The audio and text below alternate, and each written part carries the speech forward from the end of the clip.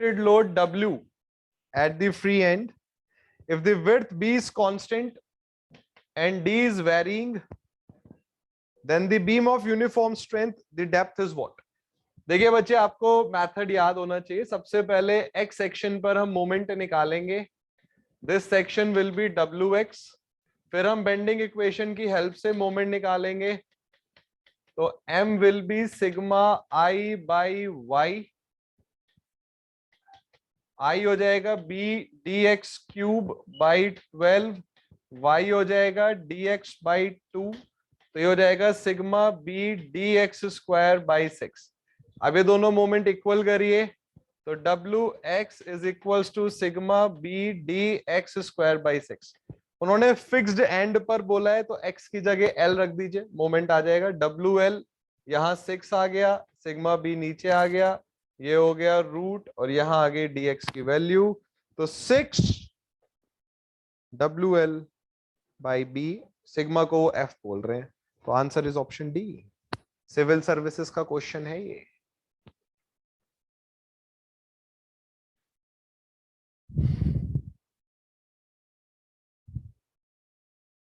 एक दो क्वेश्चन हो कर आज हमने बड़ा इंटरेस्टिंग टॉपिक स्टार्ट करना है.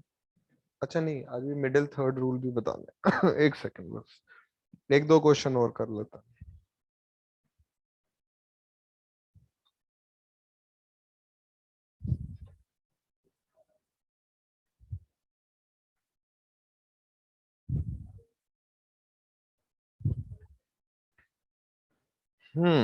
नेक्स्ट क्वेश्चन देखिए. एक simply supported beam of uniform cross section is subjected to a maximum bending moment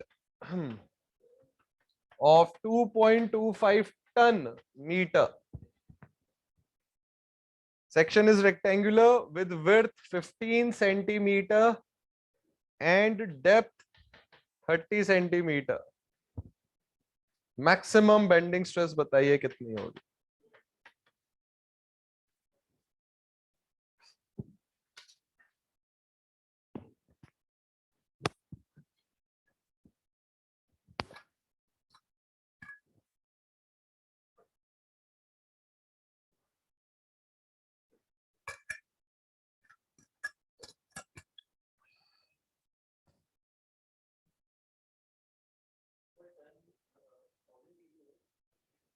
है 1000 kg. वैसे पूछना नहीं चाहिए बच्चा, क्या फिर, ये तो मैं तो बता ही दिया मैंने. Quintal is 100, ton is 1000.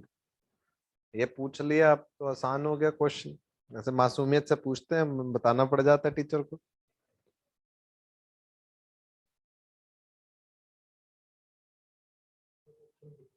Good.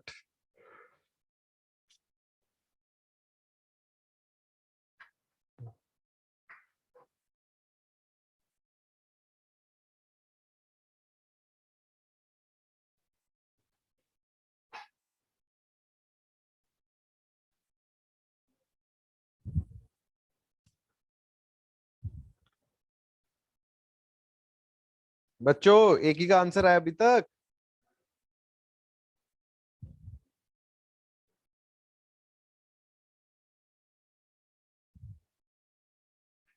चलो एक और भेजा, तुम उसको करो. अरे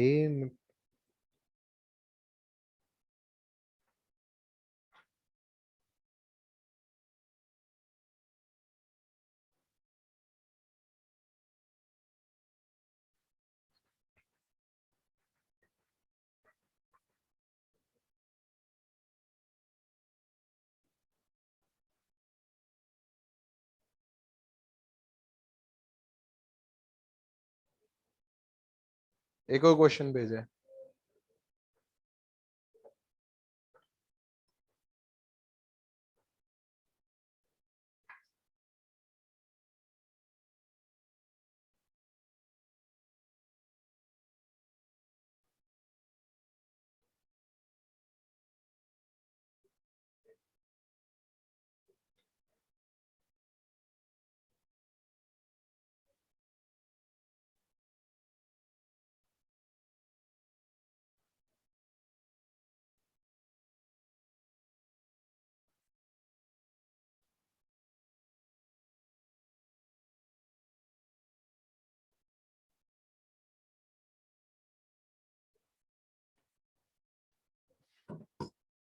अगर आप इस क्वेश्चन को देखेंगे तो sigma max is M max Y max upon I, ये फॉर्मूला पढ़ा है हमने, 2 हाँ डी। सो 2.25 टन को केजी में बदलिए,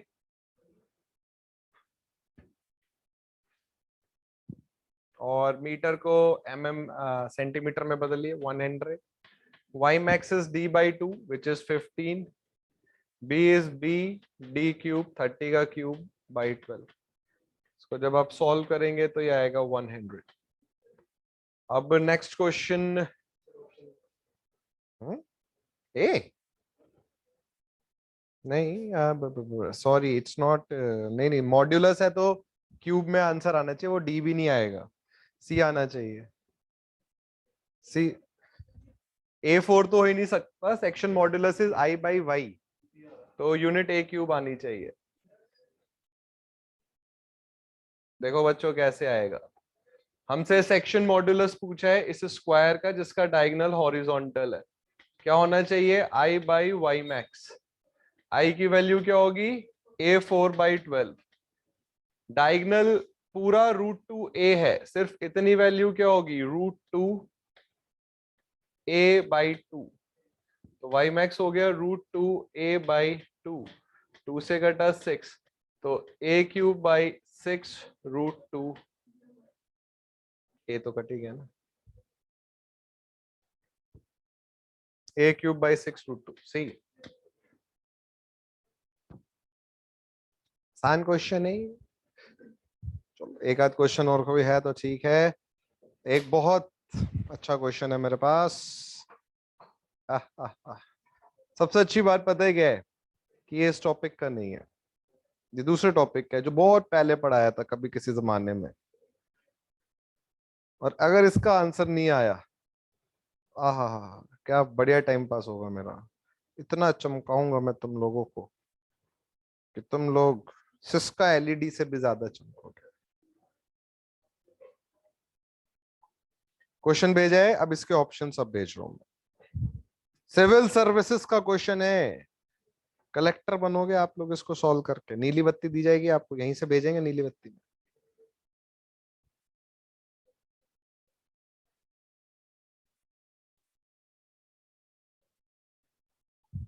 देखिए क्वेश्चन क्या कह रहे हैं, in a simply supported beam if dimensions AC and AB, एक सिंपली सपोर्टेड बीम पर यूडीएल लग रहा है, ये AC, ये सॉरी ये पॉइंट A है, ये C है, और ये पॉइंट B है, W पर मीटर लग रहा है, AC और AB की वैल्यू डबल कर दी गई है, तो बेंडिंग मोमेंट और शियर फोर्स एट C पर क्या फर्क पड़ेगा। बढ़िया क्वेश्चन है ये, सिविल सर्विसेज का है ये, ऐसे थोड़ी आ जाते हैं सिविल सर्विसेज में मार्क्स 351।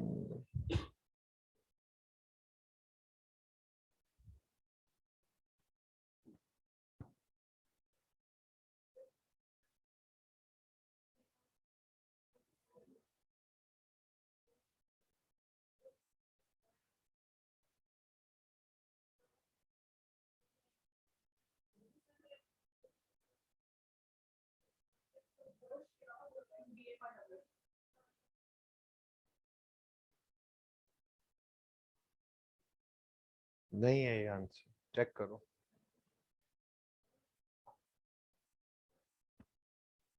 AC और AB आर डबल्ड,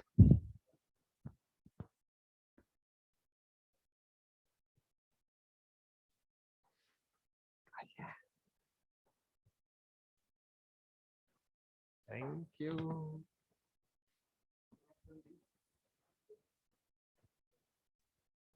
गुड, कैसे किया चेक करो, कई बार ये आंसर ठीक आ रहता है और हमारा मेथड सही नहीं होता। ओके कर, दोबारा करो अच्छे से, दिखाओ अच्छे से। बहुत अच्छा क्वेश्चन है ये, ब्रेन स्टॉर्मिंग क्वेश्चन। आ गया आंसर?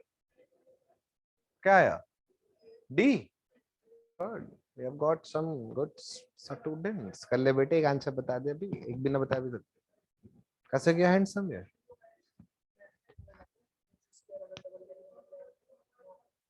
भाई ये तो मोमेंट की इक्वेशन ही गलत लिखी है, तो सही यहीं पिटाई कर देनी चाहिए मेरे को। ये क्या, ये डब्ल्यू एक्स होता है? W L by two into x होता है।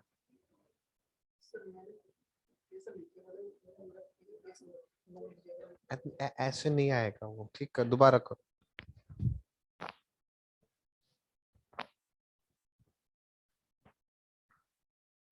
ध्यान लगाओ, ध्यान लगाओ। तो मेरा ये नहीं, उल्टा आना चाहिए, शियर फोर्स डबल और बेंडिंग मोमेंट 4 टाइम्स।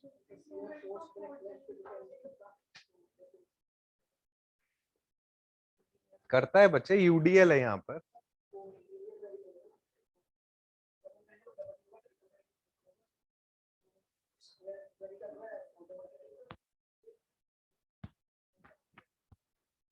चलो, I give you this explanation.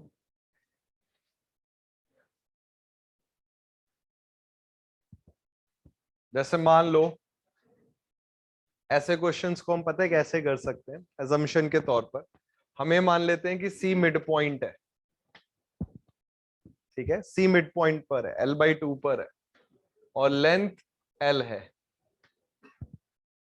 अब इन्होंने बोला कि एसी को डबल करा तो एल बाई टू क्या हो गया, एल, और ए बी को डबल कर दिया तो एल क्या हो गया, 2L। सबसे पहले अगर आप शियर फोर्स की इक्वेशन बनाओगे सेक्शन सी पर,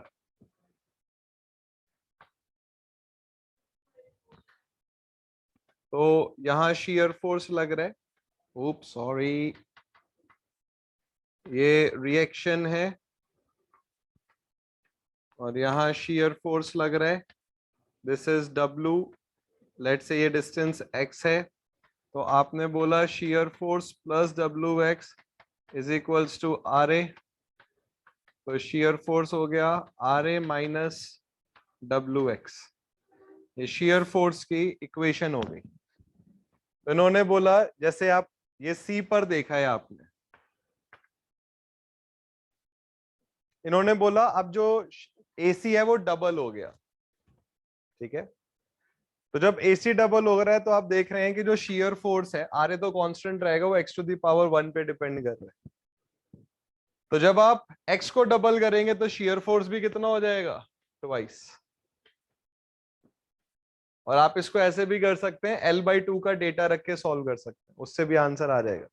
कि आप एजम्पशन मान लीजिए कि जो सी पॉइंट है वो एल बाई टू पर है, और शियर फोर्स की वैल्यू निकाल लीजिए सी पर।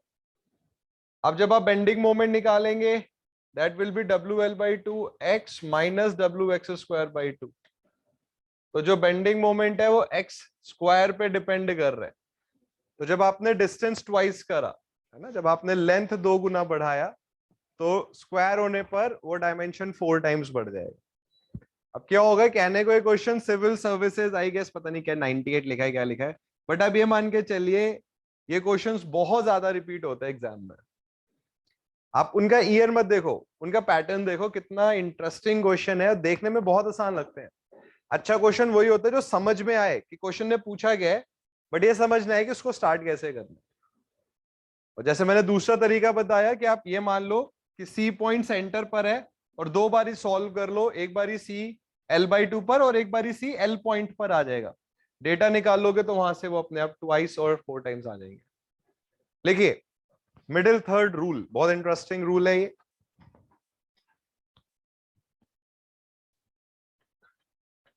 आज आप स्कूल टाइम ज्योमेट्री में वापस जाएंगे, मिडिल थर्ड रूल।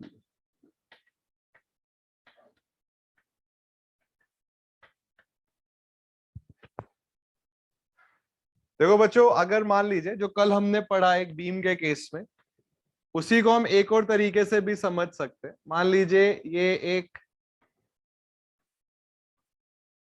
कॉलम का क्रॉस सेक्शन है,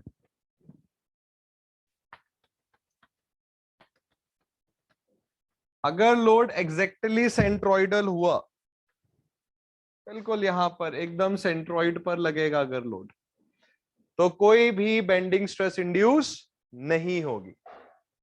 कल हमने पढ़ा कि अगर लोड इसेंट्रिक हो जाए, सेंट्रॉइड पर ना लगे, तब डायरेक्ट और बेंडिंग स्ट्रेस दोनों आती।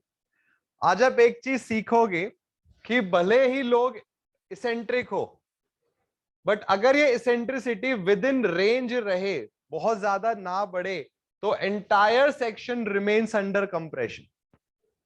लिखिए, देखो, so far we have discussed,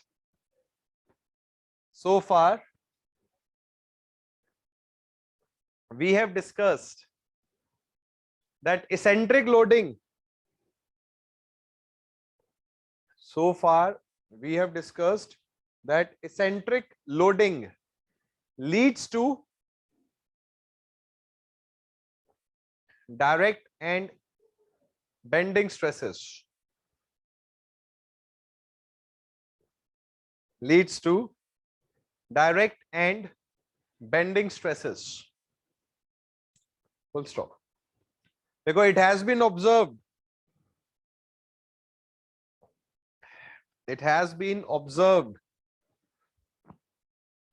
that if the load is kept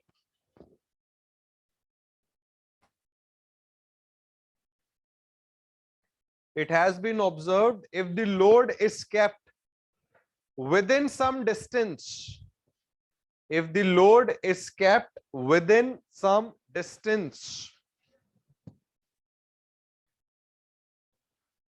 of the centroid, centroid के अगर आप उसे आसपास लिखें, within some distance of the centroid,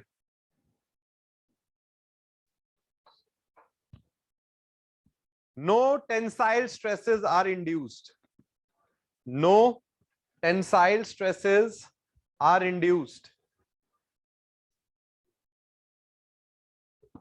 as shown below, as shown below.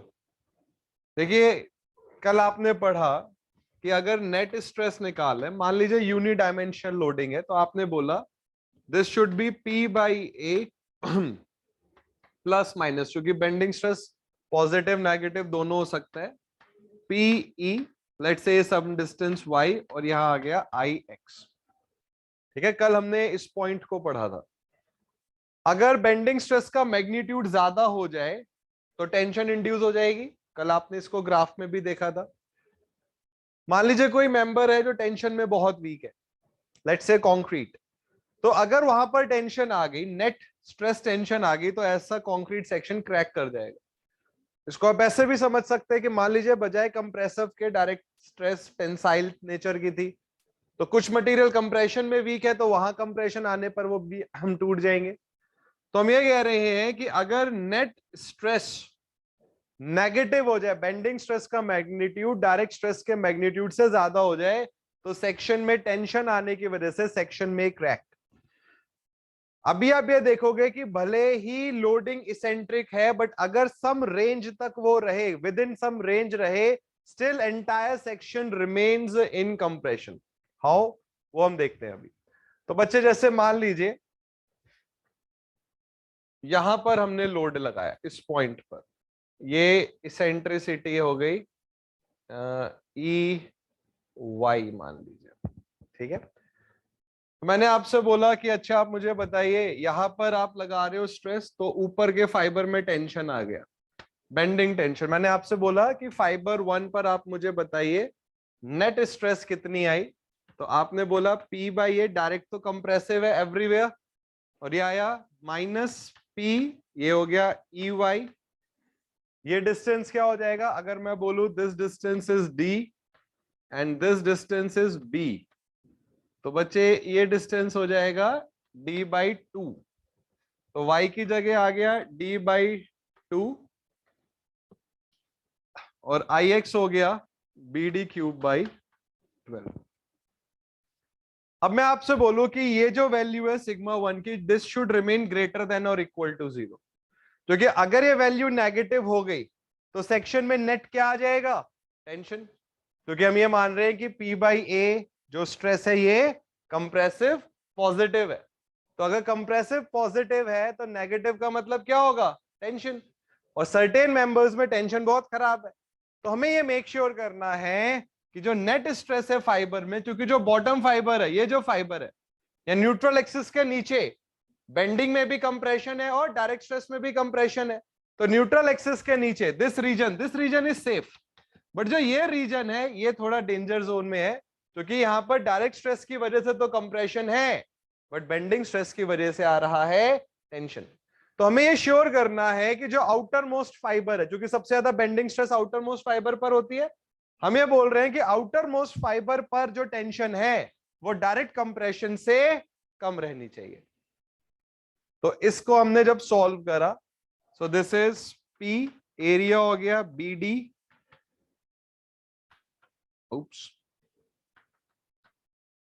Minus P, ये हो गया ई वाई, यहां पर आ गया 6, और ये हो गया B D square greater than equal to 0। तो आपने बोला P by B D should be greater than equal to 6P E Y by B D square, B B D D P P cut गया। तो आपने बोला E Y should be less than equal to D by 6। इसका मतलब समझिए क्या है, now this is very important.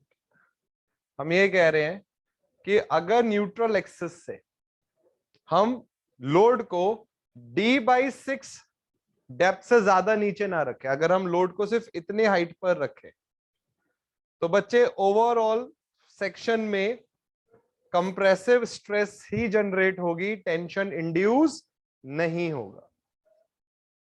फिर से सुनिए what I am trying to say, दोबारा देख लीजिए इसको। जैसे मान लीजिए ये हमने एक सेक्शन बनाया, ये ठीक है, ये न्यूट्रल एक्सिस हो गया, यहां पर इसेंट्रिसिटी है, मैंने बोला हम लोड यहां लगा रहे हैं, ये ई वाई डिस्टेंस है।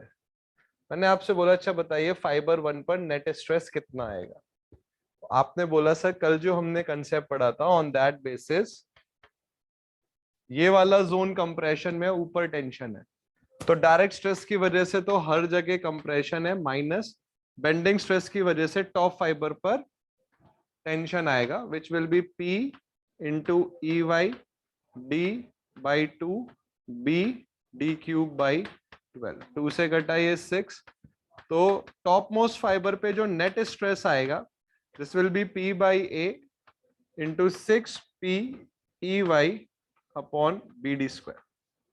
यहां तक क्लियर है? यहां तक क्लियर है सबको? अब मैं अगर आपसे बोलूं कि अगर ये वैल्यू आपने इसको सॉल्व कर, लेट्स से आपके पास सारा डेटा है, आपने इसको सॉल्व करा और वैल्यू नेगेटिव आई, तो इसका मतलब क्या है, इसका कॉन्सिक्वेंस क्या है? इसका मतलब ये है कि आप कंप्रेशन को पॉजिटिव मान रहे हो, ये सॉल्व करके नेगेटिव आया, तो मतलब टॉप फाइबर पे क्या इंड्यूस हो रहा है? टेंशन। अब सर्टेन मेंबर्स के लिए टेंशन खराब है, इस कंसेप्ट को आप कंप्रेशन वाले मेंबर्स पे भी लगा सकते हो, बस जो अभी आप डायरेक्ट लोड टेंसाइल ना दिखा के कंप्रेसिव दिखा रहे हो उसको टेंसाइल दिखा लो। कुछ मेंबर्स क्या होते हैं, सब मेंबर्स इक्वली स्ट्रांग नहीं होते टेंशन कंप्रेशन में। माइल्ड स्टील है जो इक्वली स्ट्रांग है, कुछ टेंशन में स्ट्रांग होते हैं, कुछ कंप्रेशन में स्ट्रांग होते हैं। तो जैसे मान लीजिए हमने कंक्रीट की बात करी, वो कंप्रेशन में स्ट्रांग है बट टेंशन में वीक है। अब आपने क्या करा, अगर मैंने बोला लेट्स से ये वैल्यू नेगेटिव आई, माइनस आया, तो इसका मतलब यहां पर इस जगह पर क्या इंड्यूस हो रहा है? टेंशन। अब टेंशन में तो कंक्रीट वीक है, इवन ये माना जाता है कि कंक्रीट टेंशन बियर कर ही नहीं सकता, जीरो टेंसाइल स्ट्रेंथ है कंक्रीट की, तो बच्चे क्या होगा, यहां पर क्रैकिंग हो जाएगी। तो हमें यह मेक श्योर करना है कि जो फाइबर फर्स्ट, जहां सबसे ज्यादा बेंडिंग का इफेक्ट आ रहा है, वहां पर स्ट्रेस या तो जीरो हो, जीरो का मतलब क्या है, नीदर कंप्रेशन नॉर टेंशन, या वैल्यू जीरो से ज्यादा हो। पॉजिटिव वैल्यू का मतलब क्या है, सेक्शन 1 पर ओवरऑल क्या इंड्यूस हो रहा है? कंप्रेशन, और कंप्रेशन में कंक्रीट मटेरियल क्या है? स्ट्रॉन्ग है। तो अगर हम ये बोले कि बच्चे आपको P by A minus 6P E Y by B D square greater than equal to 0 रखना है, तो यहां से हम ई वाई के बारे में क्या बोल सकते हैं? हमने पढ़ा बेंडिंग स्ट्रेस जिस मोमेंट की वजह से आ रहा है वो मोमेंट कितना लग रहा है, P इंटू ई वाई। अगर आप इसेंट्रिसिटी बढ़ाते चले जाओगे, सेंट्रॉइड से दूर होते चले जाओगे, तो मोमेंट की वैल्यू क्या होती जाएगी, बढ़ती जाएगी। मोमेंट बढ़ेगा तो क्या बढ़ेगा, बेंडिंग स्ट्रेस बढ़ेगा, और बॉडी में टेंशन आने के चांसेस क्या हो जाएंगे, बढ़ जाएंगे। ये कंसेप्ट आपको ये कहना चाह रहा है कि आप ई वाई इसेंट्रिसिटी रख सकते हैं कुछ हद तक, बट स्टिल सेक्शन में टेंशन इंड्यूस नहीं होगी। तो वो डेप्थ कितनी रख सकते हैं आप। तो आपने बोला कि ठीक है भाई, सिग्मा वन जो नेट स्ट्रेस है, let's keep it greater than zero और equal to zero at the most, negative नहीं जाना चाहिए। तो उस केस में ई वाई इसेंट्रिसिटी क्या होनी चाहिए। तो आपने इसको सॉल्व करा, आपने बोला भाई एरिया हो गया B into D, rectangular section है, -6 PEY BD square greater than equal to zero. जब आपने इसको सॉल्व करा तो EY की value less than equal to D/6I। Now what is the meaning of this value, the meaning of this value is कि आप भले ही लोड इसेंट्रिक रखिए, you keep the load eccentric, but if you keep the load within the distance of D/6 from the centroid, there will not be any induction of the tensile stresses। बच्चे relation कैसे आया, आपने net stress क्या रखा है, greater than equal to zero. तो अगर आप सेंट्रॉइड से D/6 डिस्टेंस तक कहीं पर भी लोड लगाओगे, ओवरऑल सेक्शन 1 पर टेंशन इंड्यूस नहीं होगा। ये बात समझ आई। बिल्कुल इसी तरीके से D/6 आप ऊपर भी लगा सकते हो। तो अगर आपने सेंट्रॉइड से D/6 डिस्टेंस ऊपर या D/6 डिस्टेंस नीचे अगर आप लगाते हो लोड, तो सेक्शन में टेंशन इंड्यूस नहीं होगा। बिल्कुल इसी कंसेप्ट से अभी आपने क्या करा है, आप यहां का फाइबर या यहां का फाइबर देख रहे हो। अगर आप इस तरफ के फाइबर देखोगे, this one and this one, तो बजाय ई वाई के क्या यूज होगा, ई एक्स। और यहां पर जो अभी आप moment of inertia x axis के अबाउट ले रहे थे, वो वाई एक्सिस के अबाउट आएगा।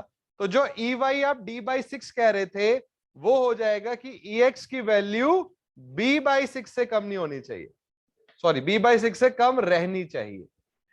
तो न्यूट्रल एक्सिस से या सेंट्रॉइड से B/6 दिस डिस्टेंस और B/6 दिस डिस्टेंस पर अगर आप लोड लगाओगे तो टेंशन इंड्यूस नहीं होगी। अब इन सब पॉइंट्स को जोड़ दीजिए आपस में, एड ऑल दीज पॉइंट्स, इसको बोलते हैं कर्नेल।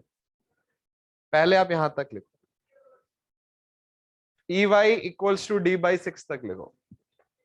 अच्छा रुक जाइए, ये फिगर बनाइए, या मैं आपके लिए ज्यादा सुंदर फिगर बनाता हूं। Give me a moment. ये देखो, एकदम पूरा पिकासो बन जाऊंगा आज में मैं।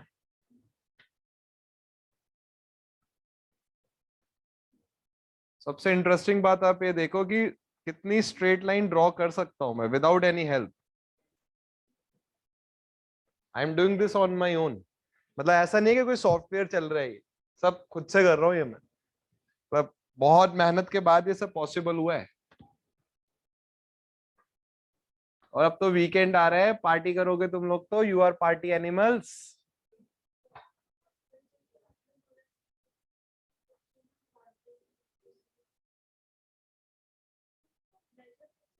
स्प्लिट टेंसाइल टेस्ट होता है ना एक। नहीं, हम कंक्रीट को कभी भी डायरेक्ट टेंशन में यूज नहीं करते। आरसीसी में पढ़ोगे, अभी पढ़ना है इसे। तो बच्चों, this value is B and this value is D, ये वैल्यू डी है। Now let's say this is centroid C. अब मैं आपको एक फोटो भेजता हूँ, मतलब आह क्या बढ़िया फोटो, उसमें आप मतलब you will be amazed to see that pic. ये पहले ये फोटो बनाइए।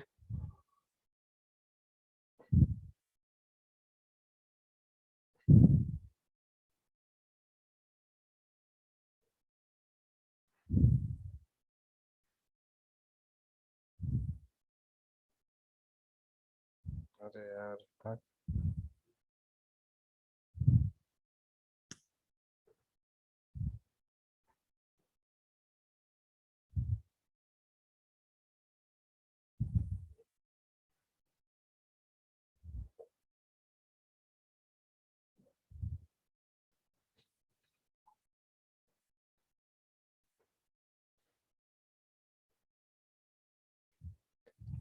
अब देखिए, लिखो इसको फाइबर 1 मान लो, लेट दिस बी फाइबर 1, यहां पर टॉप पर ये फाइबर 1 है, तो लिखिए net stress at fibre 1, net stress at fibre 1 is,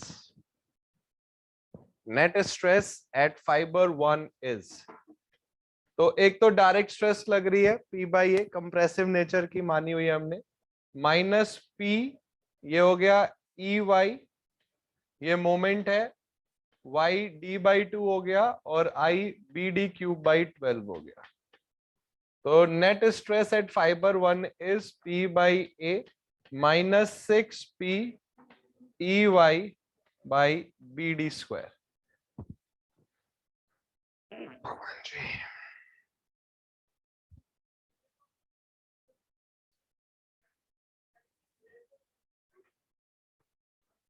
अब हम ये लिखेंगे कि हम ये चाहते हैं कि हमारे मेंबर में टेंशन ना आए, सेक्शन में कहीं भी टेंशन ना आए, तो ये नेट स्ट्रेस ग्रेटर देन या at the most equal to 0 होनी चाहिए। लिखो, लिखो to avoid tension in the section, to avoid tension in the section, sigma 1 should be greater than equal to 0. Sigma 1 should be greater than equal to 0. अब आप जब इसको solve करोगे, area को BD लिखोगे, तो it implies EY, eccentricity in Y direction should be less than equal to D by 6. EY की value D by 6 से कम रहनी चाहिए। तो जो इसेंट्रिक लोड है, अगर आप उसे सेंट्रॉइड से D by 6 डिस्टेंस नीचे या D by 6 डिस्टेंस ऊपर, इस रेंज में कहीं पर भी रखते हो, सेंट्रॉइड से D by 6 नीचे या D by 6 ऊपर, इस लाइन में कहीं पर भी रखोगे तो बच्चे सेक्शन में टेंशन इंड्यूस नहीं होगी। इसको, इसका मतलब लिखते हैं, ये आपने लिख लिया होगा, EY is less than equal to D by 6। Next line से लिखिए, the above equation implies, the above equation implies that if the load is kept eccentric, भले ही लोड eccentric है, भले ही बेंडिंग टेंशन आ रहा है, बट डायरेक्ट कंप्रेशन का effect इतना ज्यादा है कि वो बेंडिंग टेंशन को ओवरकम कर पा रहा है। एक मिनट दिखाना। The above equation implies that the load is still eccentric, load eccentric है, that the load is still eccentric, but if kept at a distance, but if kept at a distance D by 6, but if kept at a distance D by 6, then no net tension, then no net tension will be induced in the section, no net tension will be induced in the section। यहां तक clear है? अब बिल्कुल इसी concept को अगर मैं बोलूं फाइबर 2, लेट से यहां पर फाइबर 2 है, इस पर लगा हुआ, so the only difference will be, इस बार हम इसेंट्रिसिटी x की बात करेंगे और d की जगह आ जाएगा d। देखो सिमिलरली Ex, x डायरेक्शन में eccentricity should be less than equal to b by 6, similarly Ex should be less than equal to b by 6 to avoid tension।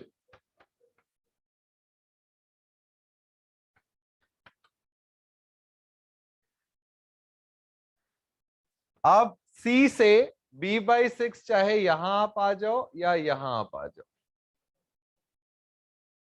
अब आपने क्या करा, इन सारे पॉइंट्स को जोड़ दिया, this one, this one, this one and this one.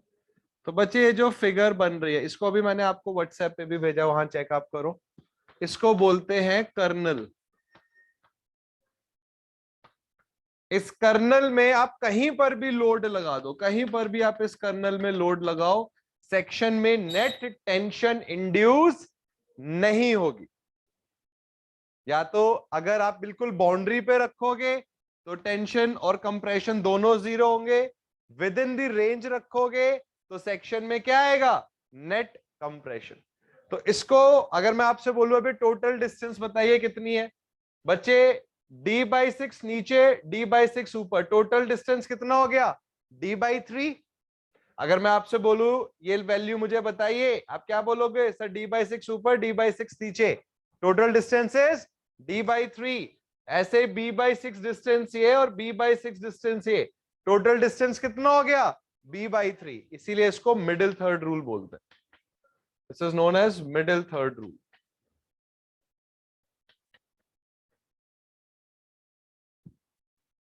तो middle third rule में क्या होगा कि ये कर्नेल बनेगा। अब आप इस कर्नेल में कहीं पर भी लोड लगाओ, सेक्शन में नेट टेंशन नहीं आएगी।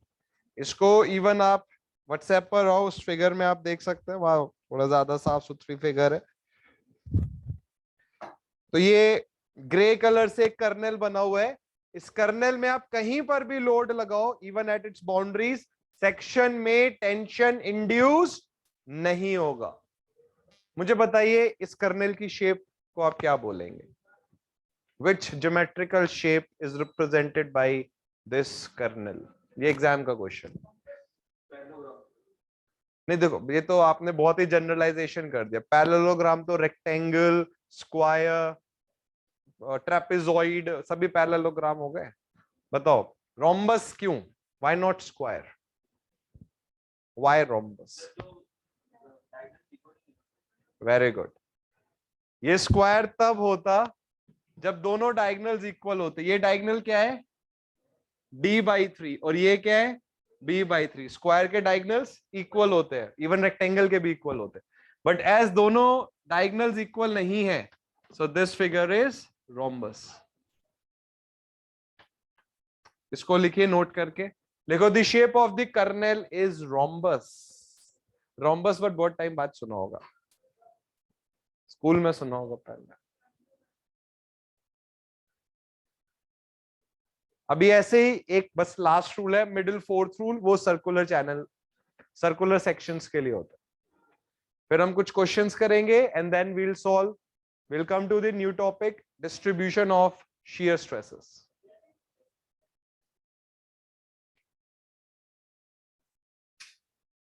देखिए the shape of the kernel is rhombus, full stop करके देखो, एज द डायगोनल्स, ब्रैकेट में लिख लीजिए b/3 and d/3, as reason भी लिख लीजिए ना, आगे भी याद रहे, एज द डायगोनल्स, ब्रैकेट में b/3 and d/3 bracket close, are not equal, ये इक्वल नहीं है इसलिए रोम्बस है। As the diagonals are not equal, the shape of the kernel is rhombus. अगर इक्वल होते तो आप इसको फिर रेक्टेंगल बोल सकते थे। As the diagonals are unequal या not equal, the shape is rhombus. इस पे बहुत अच्छे क्वेश्चन है, अभी करने हैं आपने। अब लिखिए मिडिल फोर्थ रूल, बस ये लास्ट है कंबाइंड बेंडिंग का topic, middle fourth rule. The only difference is ये रूल सर्कुलर सेक्शंस के लिए है। तो मान लीजिए कि सॉलिड सर्कुलर सेक्शन है, इसमें भी हमें यह पता करना है कि हम कितनी सेंट्रिसिटी रख सकते हैं लोड की without producing tensile stresses. Let's say मैंने आपको बोला कि ये डिस्टेंस हम ई रख सकते हैं, तो आप बोलेंगे टू अवॉइड टेंशन,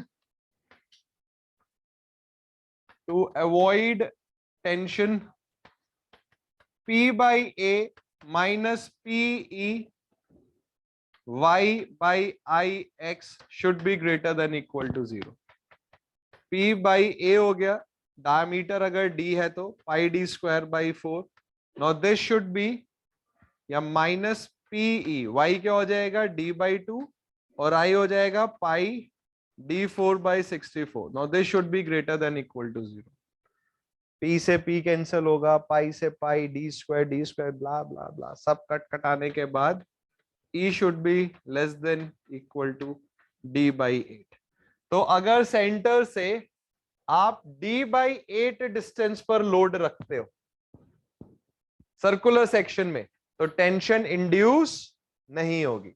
अब इस D/8 इधर, D/8 इधर, D/8 इधर और D/8 इधर, इन सब फिगर्स को जोड़िए, तो यहां पर इस बार जो कर्नल बनता है वो सर्कल बनेगा।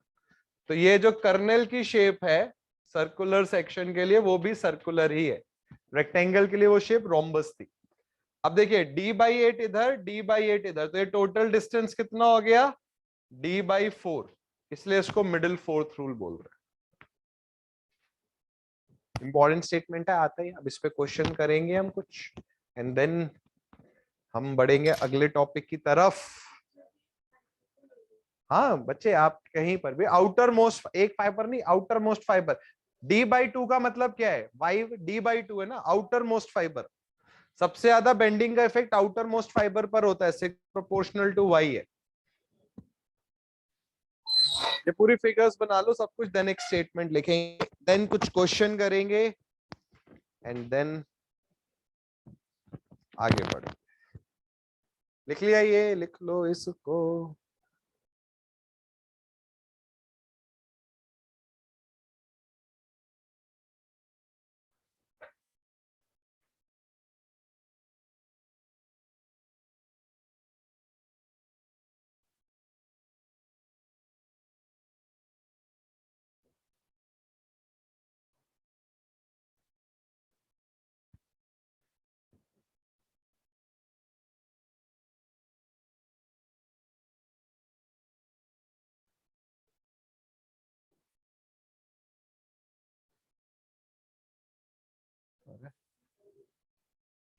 Just give me a minute.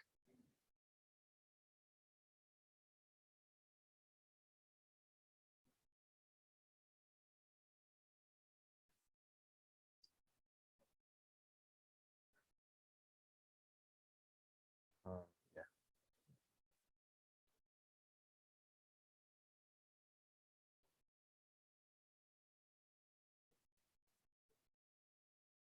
बहुत बढ़िया क्वेश्चन है, आपको मजा आ जाएगा इस क्वेश्चन को करके। आप मतलब बच्चों ये कंसेप्ट क्लियर है ये? तो फिर आप ये क्वेश्चन करो। ये एक क्वेश्चन आया ग्रुप में,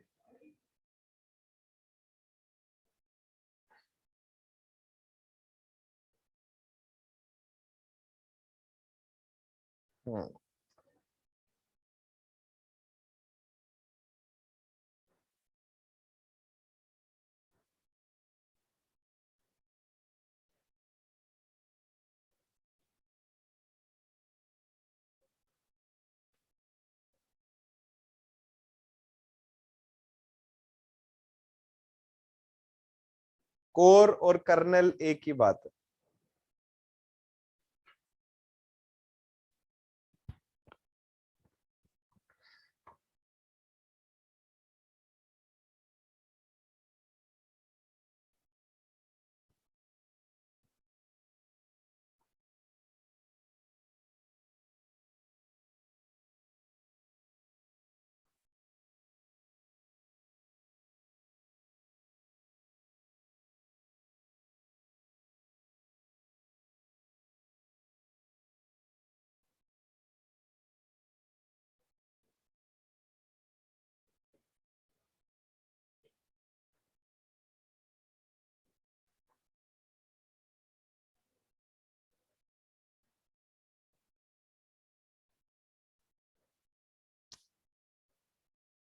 अच्छा रुकिए, भला वो उस क्वेश्चन से पहले एक क्वेश्चन करिए, तब वो क्वेश्चन हो पाएगा। एक क्वेश्चन मैं भेज रहा हूँ, इसको करिए पहले।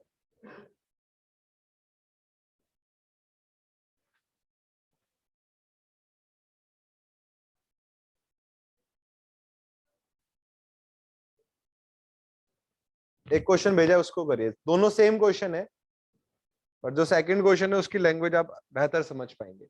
A short column of external diameter D1 and internal diameter D2 carries an external load W. For no tension condition, the eccentricity is what? जैसे अभी eccentricity for no tension condition is less than equal to d/8, but ये solid circular section है. Hollow के लिए क्या होगा?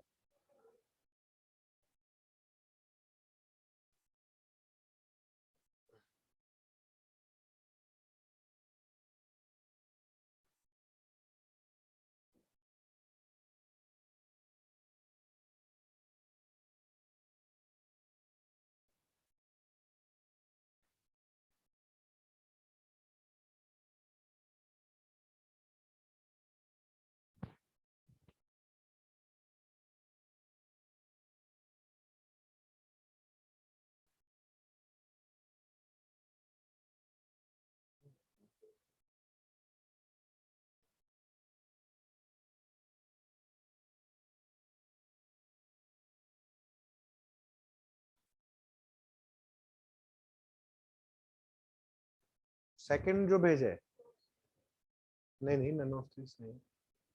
Second करो, second में ही फर्स्ट इजीली हो जाएगा. है यही बिल्कुल सेम चीज है, बस आई का फॉर्मूला बदल जाएगा. हॉलो सेक्शन है.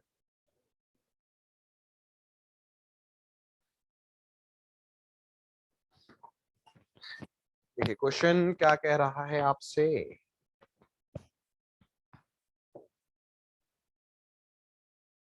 जो सेकंड क्वेश्चन है उसी से फर्स्ट आ जाएगा.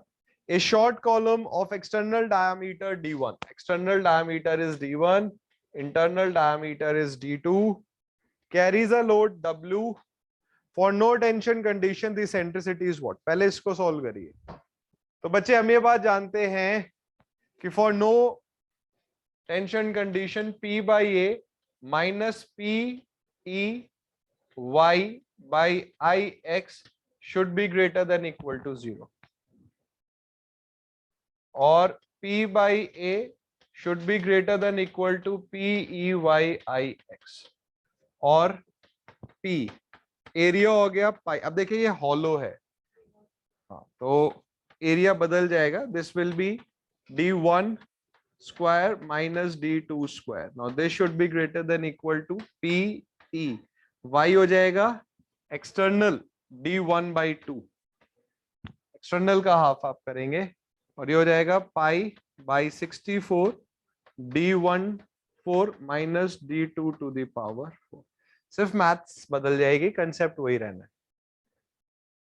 P से P कैंसिल आउट हो गया, पाई से पाई कैंसिल आउट हो गया, 4 से ये कैंसिल आउट हुआ 16 टाइम्स, 2 से आपने इसको कैंसिल आउट करा 8 टाइम्स.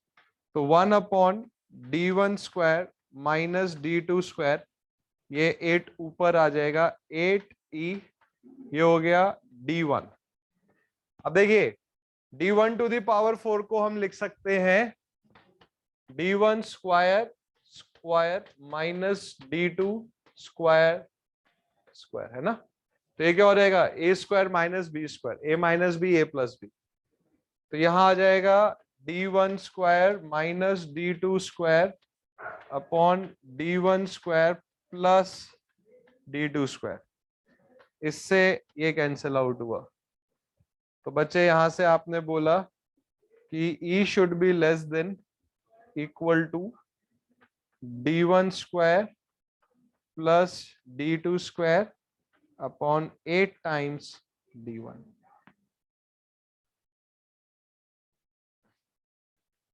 इसेंट्रिसिटी इससे कम रहनी चाहिए. इसको मैं थोड़ा सा ऐसे छोटा करके ऐसे ऊपर कर देता हूं और अब थोड़ा सा बड़ा कर देता हूं.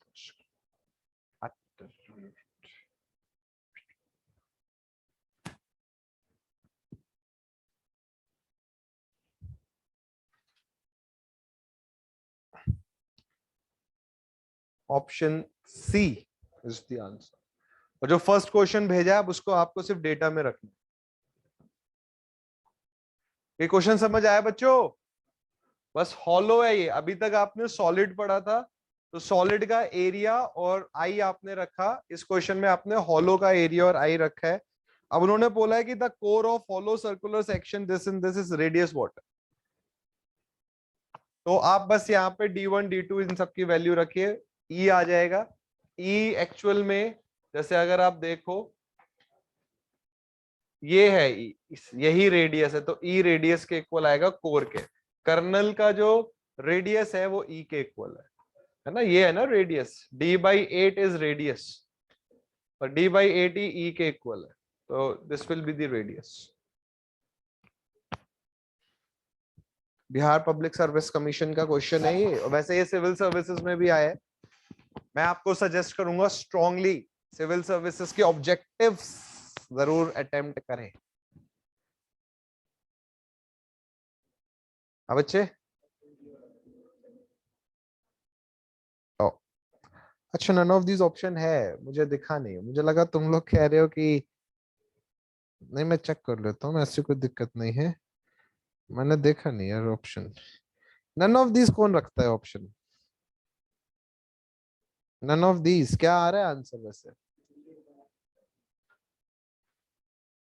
यही आ रहा था वैसे। तो ये तुम लोगों ने ये सब सॉल्व कर लिया मतलब? गुड। मैं बिना बात के अलग क्वेश्चन कर रहा इतनी मेहनत से। गुड, अच्छी बात है। Good, good Diwakar. चलो एक दो क्वेश्चन और करते हैं, एंड देन हम शेयर स्ट्रेस डिस्ट्रीब्यूशन पढ़ेंगे।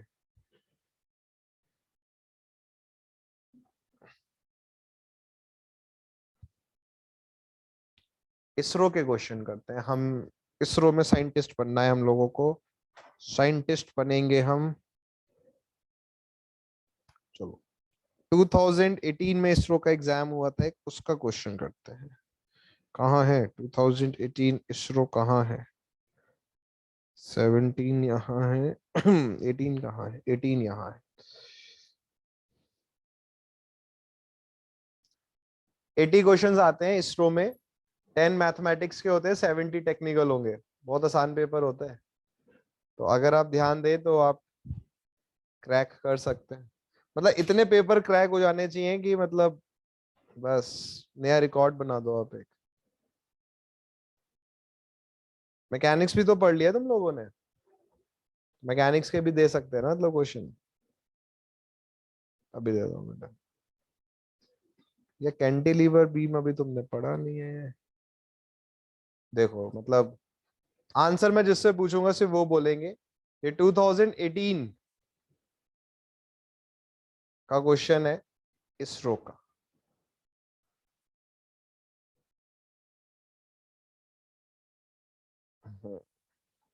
क्वेश्चन ये कह रहा है the bending moment is maximum on a section of a beam where shear force is maximum is minimum is equal या changes sign। जिससे पूछा जाएगा सिर्फ वो बताएगा। बता बेटे पारुल। है क्या क्या क्या बोल दिया? बस यही तो तुमने गलत कैसे बोल रहे हो तुम? Manan minimum, Manoj minimum, Diwakar 2 minute. ये तो ऑप्शन नहीं था उसमें, ये ई ऑप्शन बताया तुमने 2 मिनट। चलो कर लो।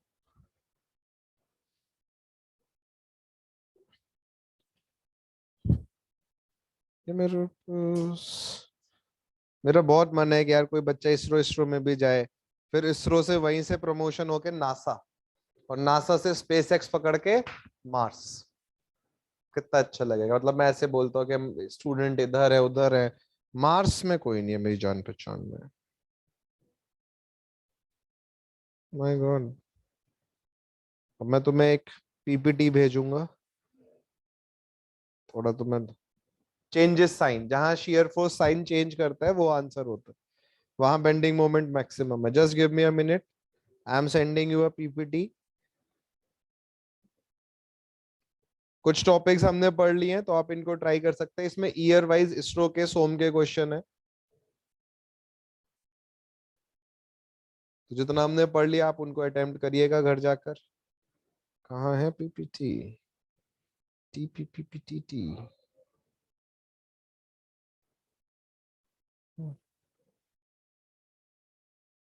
उप्स,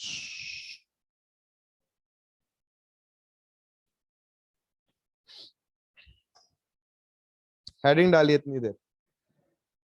नया टॉपिक है ये, देखिए डिस्ट्रीब्यूशन ऑफ शियर स्ट्रेसेस।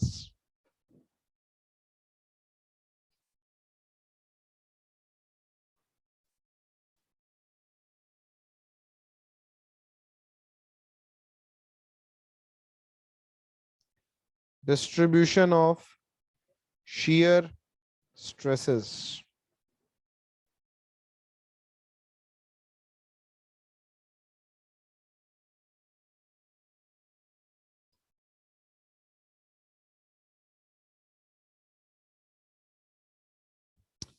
चलिए एक क्वेश्चन भेज रहा हूं मैं आपको, इसरो का है ये।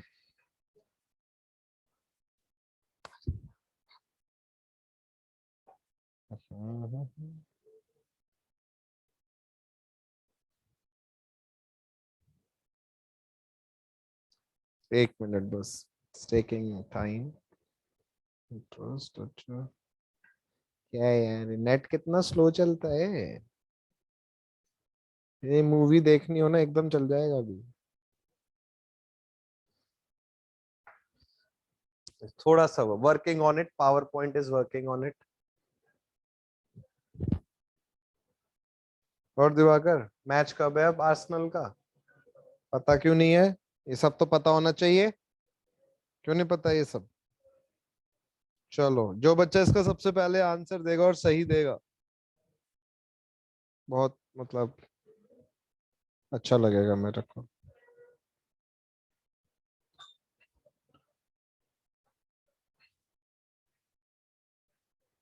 ये 2018 का इसरो का क्वेश्चन है।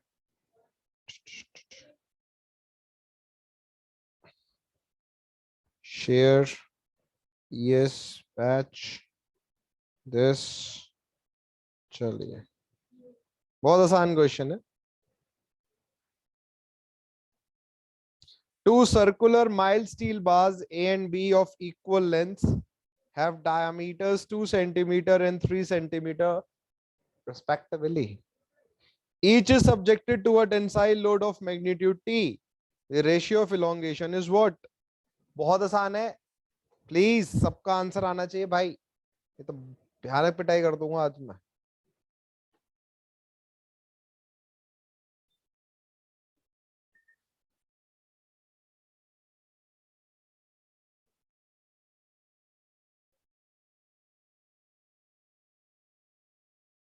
Two by three, option A, 2/3। और आप इसरो नहीं जा पाए, सॉरी, गलत जवाब। 9/4 स्क्वायर नहीं करा, एरिया का स्क्वायर होगा, मतलब डायमीटर का स्क्वायर। सर्कुलर बोला है ना, 9/4 इज द आंसर। जल्दबाजी करी और इसरो ना ना, अब आप एस्ट्रोनॉट नहीं बन सकते। मेरा बहुत मन था बचपन में एस्ट्रोनॉट बनने का। वो देखिए, आपने ब्रीफ हिस्ट्री ऑफ टाइम सुनी, पढ़ी किसी ने? ब्रीफ हिस्ट्री ऑफ टाइम क्या है? स्टीफन हॉकिंस की बुक है। It is such a magnificent book, ground breaking, earth shaking, बहुत बढ़िया। बिल्कुल तुम लोग जमीन के 6 फीट अंदर हो। Have you seen a ostrich? When ostrich is scared, वो अपना खोपड़ी जमीन के अंदर घुसा देते हैं, उन्हें बाहरी दुनिया से कोई मतलब नहीं है। वेरी गुड, बहुत बढ़िया। अबे 9/4 आगे बेटा, तुम्हारा तुम्हारा आगे मिल गया 9/4।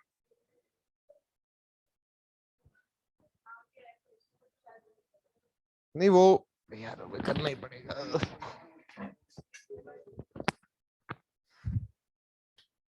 Question is two circular mild steel bars A and B of equal length, length दोनों की सेम है। इसका डायमीटर 2 सेंटीमीटर, इसका डायमीटर 4 सेंटीमीटर। दोनों माइल्ड स्टील के हैं तो दोनों का यंग्स मॉडुलस सेम है, दोनों पे लोड सेम है। इलोंगेशन का रेशियो पूछा है। Delta is P L upon A E, P L circular है तो pi D square by 4 E, P L E 4 pi सब कांस्टेंट है, तो delta is inversely proportional to D square. 2 और 4, सॉरी 4 नहीं है, 3 है यार ये। दिस इज 3, साफ पता चल रहा है 2 का स्क्वायर 4, 3 का स्क्वायर 9, तो यहां से इनवर्सली प्रोपोर्शनल है तो 9/4 आ जाएगा। यहाँ स्क्वायर नहीं करा होगा ये। चलो एक दो क्वेश्चन और कर लो। इसरो के कोई आसान आता है इसरो का पेपर, बट इसरो में ये सीट्स हर साल नहीं आती है, मतलब सिविल मैकेनिकल के लिए हर साल नहीं आती, वैसे इलेक्ट्रॉनिक्स वालों के लिए तो वो हर साल निकाल देते हैं।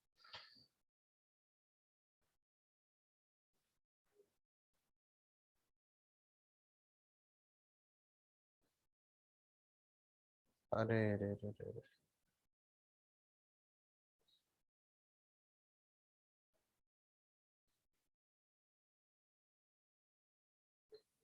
बहुत आसान क्वेश्चन है सही में, मैं इसलिए नहीं करा रहा हूँ इनको। चलिए इसको देखते हैं, ये पुराने उस पर है, ये कितने बच्चों को याद है। It's all about how much you have retained. आजकल क्या बात है, आजकल पढ़ाई कर रहे हो तुम लोग, आंसर आ रहे हैं, मैं डांटने का मौका ही नहीं दे रहे हो। कैसे मेरा मन नहीं लग रहा है।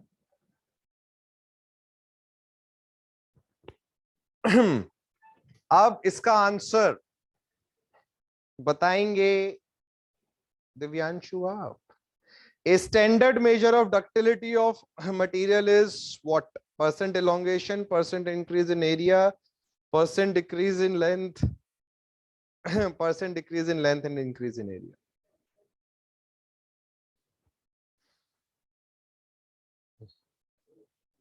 ऑप्शन ए बोला इन्होंने।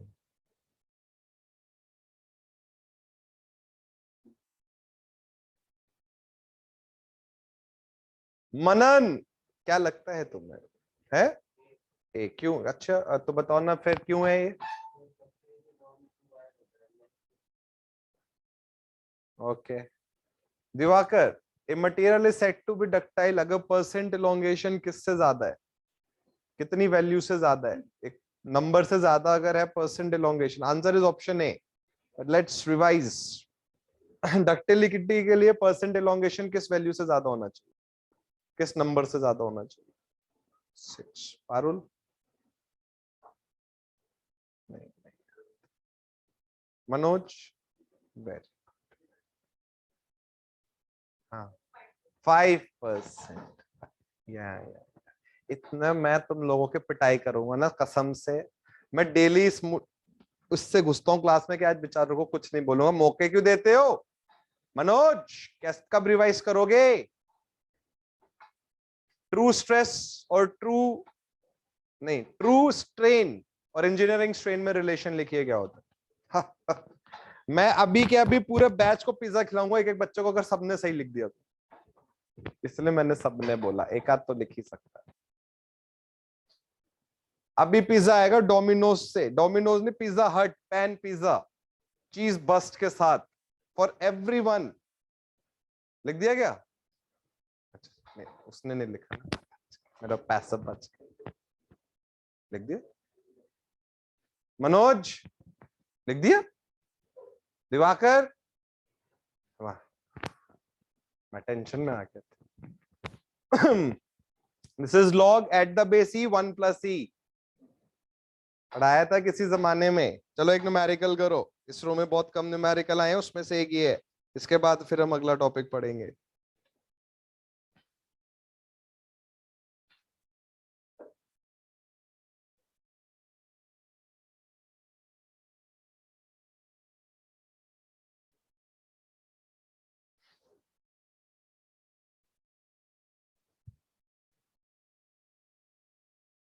Rod of length L and cross-sectional area A is made of an elastoplastic material having a modulus of elasticity this in its elastic range and yield point this. The rod is subjected to an axial load until it is stretched 7 mm and the load is then removed. What is the resultant permanent set? ये homework है, घर पे ढूंढना है इसको। अच्छा question है ये। होमवर्क बोलते हैं एकदम पेन उठा लिया उसी टाइम दिवाकर, ये नहीं कि 3 सेकंड और दिमाग लगा लेते। होता नहीं है ऑटो वाले भैया को कि भैया इधर रोक दो, उधर ही रोक देते एकदम सड़क के उसी टाइम। ऐसे नहीं कर बेटा, एक्टिंग ही कर ले थोड़ी सी लिखने की। गुड। इस क्वेश्चन को आपको करना है, मैं आपको इसका आंसर बता देता हूं। द आंसर इज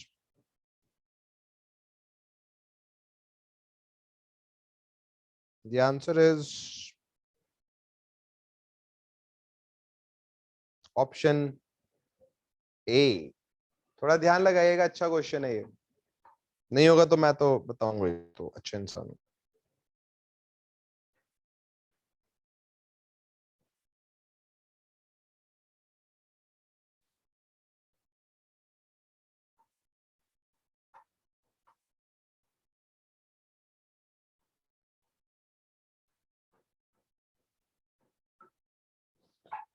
बस एक लास्ट क्वेश्चन, इसरो के है ना आज, इसरो दिन मना रहे हैं हम, we are celebrating ISRO day.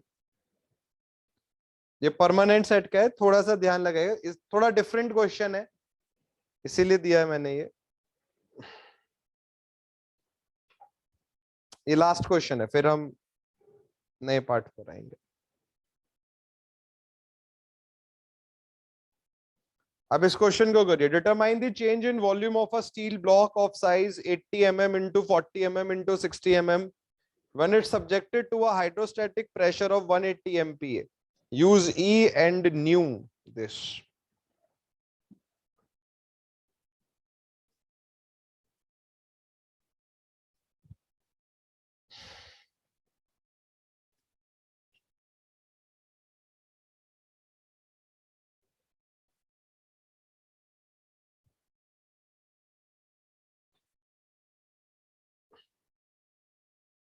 ISRO का पेपर आसान आता है, सच को इतना टफ नहीं है, आप कर सकते हो उसको।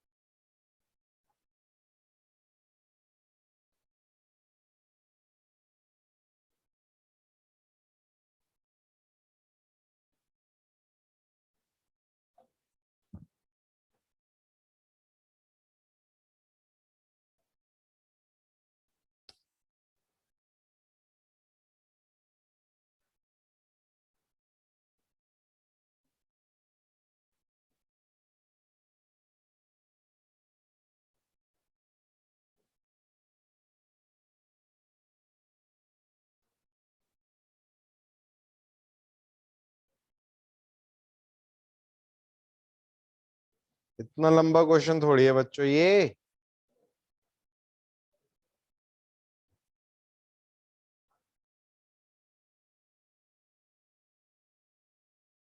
अरे रे रे रे रे रे रे रे रे रे रे।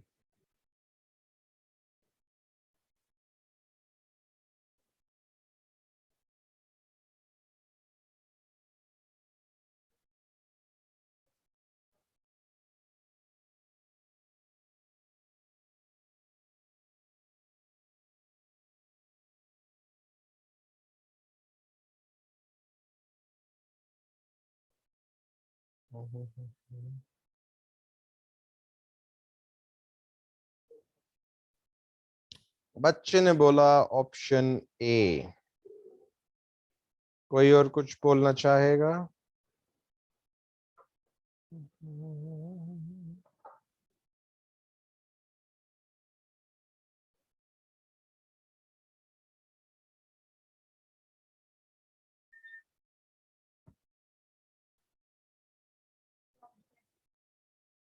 एक मिनट,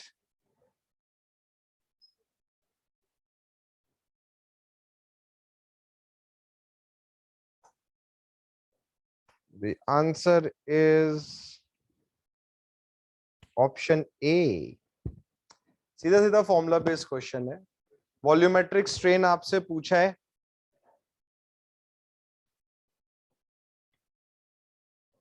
कहाँ है क्वेश्चन?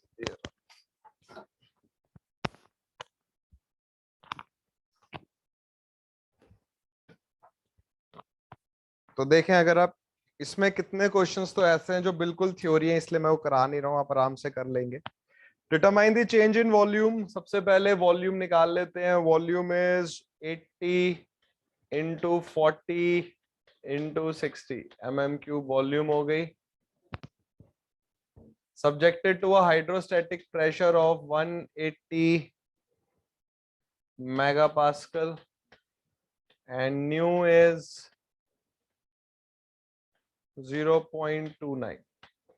वॉल्यूमेट्रिक चेंज पूछा है, तो EV is delta V by V sigma x plus sigma y plus sigma z 1 minus 2 mu upon E।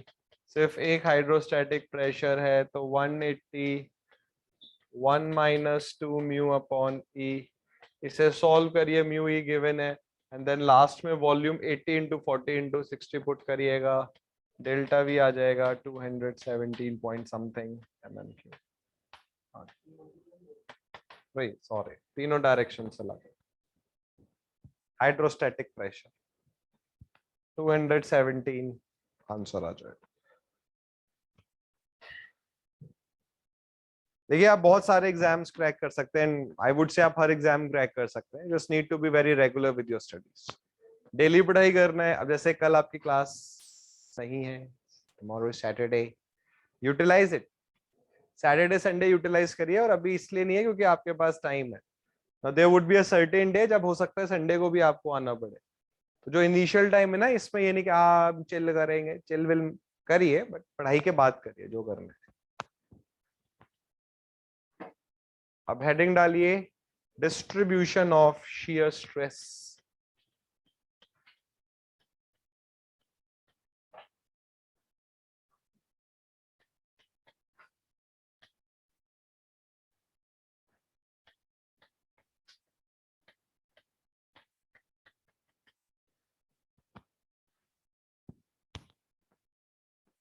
Distribution of shear stress क्या है, ये समझने से पहले आपको एक कॉन्सेप्ट समझना पड़ेगा, which is complementary shear stress. तो ये हेडिंग डालते ही कॉम्प्लीमेंट्री शियर स्ट्रेस हेडिंग डालिए।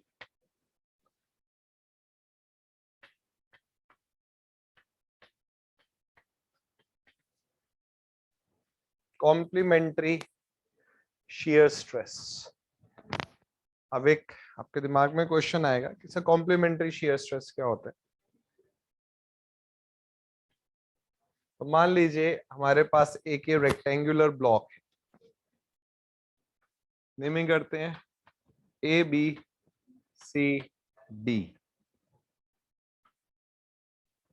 तो this is under the effect of a couple, एक कपल लग रहा है इस पर, मान लीजिए टाउ कपल लग रहा है इस रेक्टेंगुलर ब्लॉक पर, और इस वजह से ये बॉडी कैसे रोटेट कर रही है, क्लॉकवाइज। फिगर बनाइए। स्कूल टाइम मैथमेटिक्स याद आ जाएगी आपको, भयानक भयानक नहीं बट हाँ अच्छी इंटीग्रेशन करेंगे इसमें, इंटीग्रेशन डिफरेंशिएशन। तुम लोग मेंस के क्वेश्चन करते हो, इंजीनियरिंग सर्विसेज मेंस के करते हो तुम?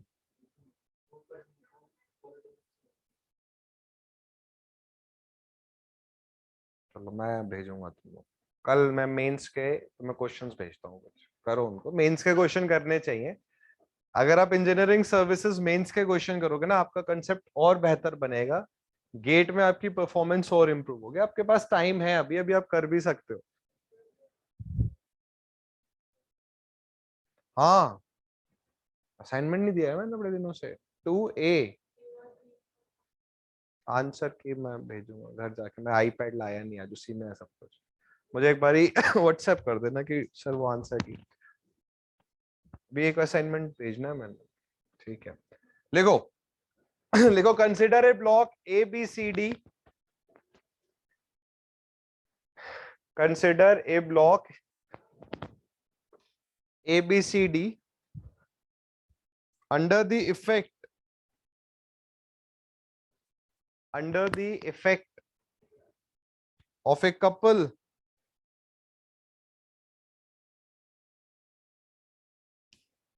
as shown in the figure, as shown in the figure.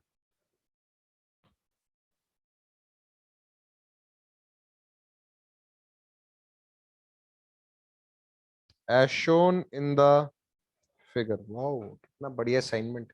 अच्छा मैं तुम्हें 2A और 2B भेजा हुआ है। अब ये पहले जो मुझे दिखा उसको भेजूंगा, 2D दिखा मेरे को, तो पहले तो मैं 2D भेजूंगा। एक मिनट रुक जाओ, ये मैं भेजूं पहले। बढ़िया क्वेश्चन है, इसमें एक क्वेश्चन है, उसको घर जाके सबसे पहले उस क्वेश्चन को अटेम्प्ट करना, वो बहुत बढ़िया क्वेश्चन है।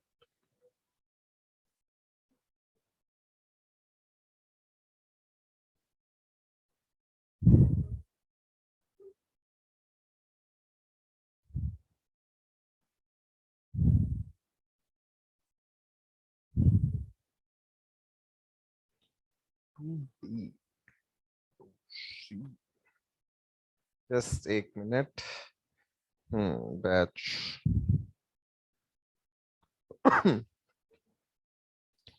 एक बार ग्रुप में आइएगा।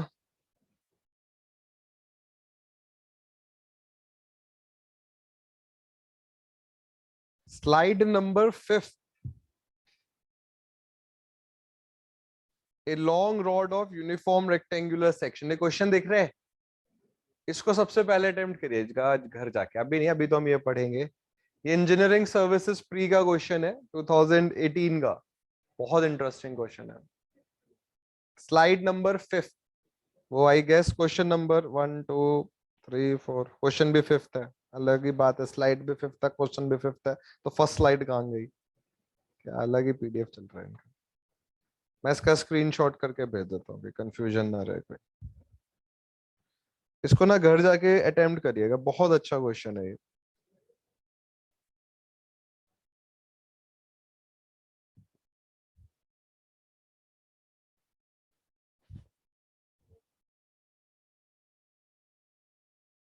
अब ये 2D भेजा है, एक मिनट रुक जाए, 2C भी मैं अभी भेज देता हूँ यार मैं फिर।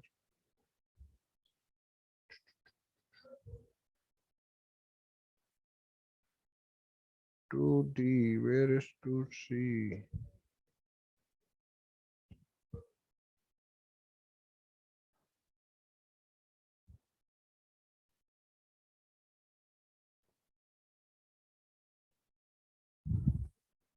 चलो 2C में आई सेंड। इस क्वेश्चन को करिएगा, इंजीनियरिंग सर्विसेज प्री का क्वेश्चन है बहुत अच्छा क्वेश्चन है। इट्स लाइक होता है ना एक ब्रेन स्टॉर्मिंग क्वेश्चन।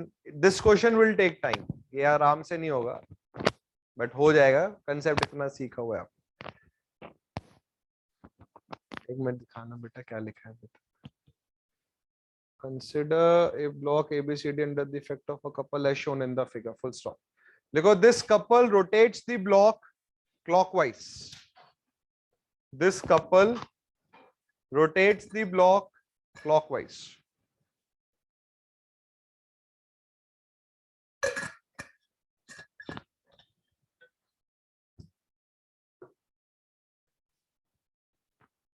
अब अगर हमें स्टैटिक इक्विलिब्रियम मेंटेन करना है, हमें बॉडी को स्टैटिक बनाना है, इक्विलिब्रियम मेंटेन करना है, तो हमने क्या करा, एंटी क्लॉकवाइज डायरेक्शन में एक मोमेंट लगाया। तो to maintain the static equilibrium हमने एक एंटी क्लॉकवाइज मोमेंट लगाया, टाउ डैश। पहले दिखाइए इनको।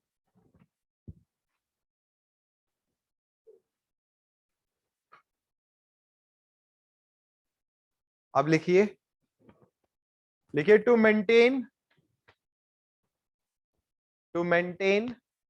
The static equilibrium of the block, to maintain the static equilibrium of the block,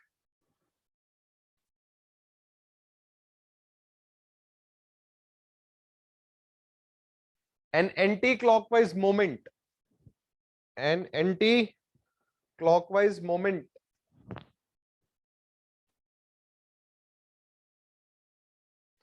is applied as shown.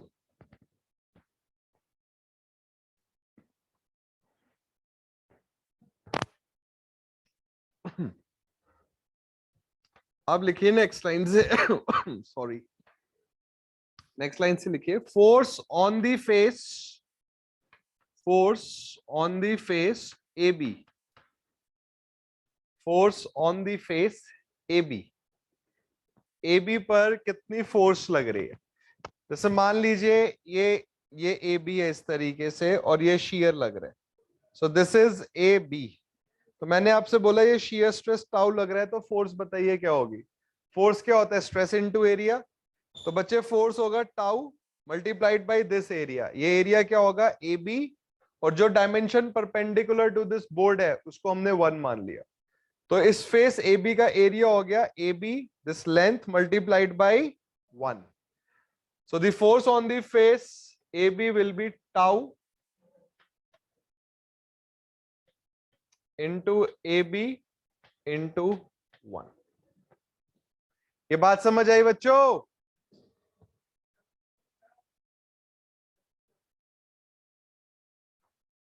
अब इस फोर्स की वजह से इफ आई आस्क कि सी पर मोमेंट बताइए क्या होगा, तो मोमेंट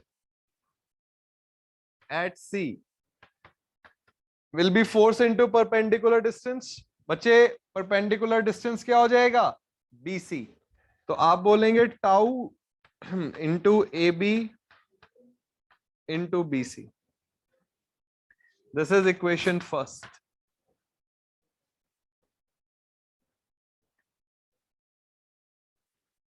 अब मैं आपसे बोलूं बिल्कुल इसी तरीके से कि फोर्स ऑन फेस AD बताइए, force on face AD this face. तो आप बोलेंगे सर स्ट्रेस इसमें टाउ डैश है और एरिया हो जाएगा AD इंटू 1। और अगर मैं आपसे बोलूं आप मुझे मोमेंट अबाउट सी बताइए,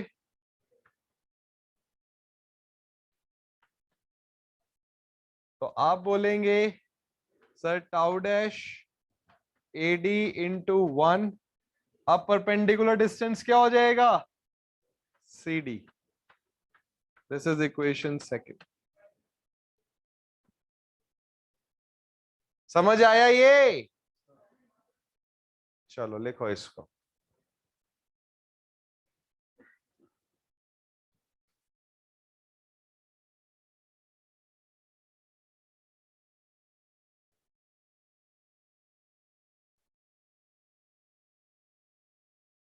देखिए, as the static equilibrium is maintained, as the static equilibrium is maintained।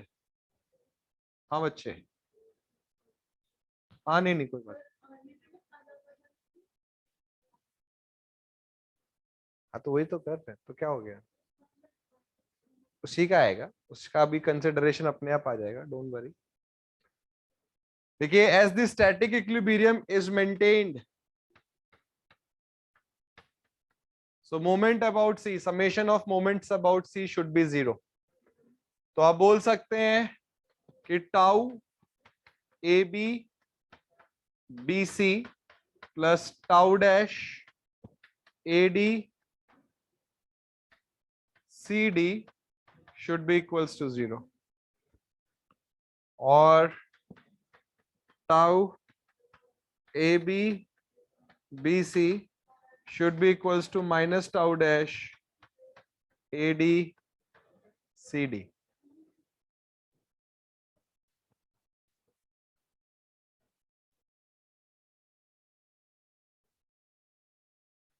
अब अगर आप फिगर को देखें, AB CD के इक्वल है, तो ये AB और CD कैंसिल आउट हो गया, BC AD के इक्वल है। So tau is equals to minus of tau dash. पहले यहां तक लिखिए। एक हम डेरिवेशन कर रहे हैं और उसका यूज हमारे करंट टॉपिक में क्या है, फिर हम उसको समझेंगे। तो सबसे पहले हमने प्रूव करा कि tau is equals to tau dash.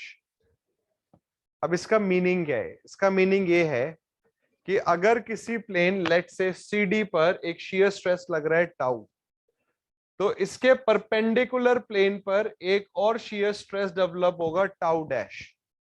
Tau dash का मैग्नीट्यूड वही होगा जो टाउ का मैग्नीट्यूड था, बट इसकी नेचर क्या होगी?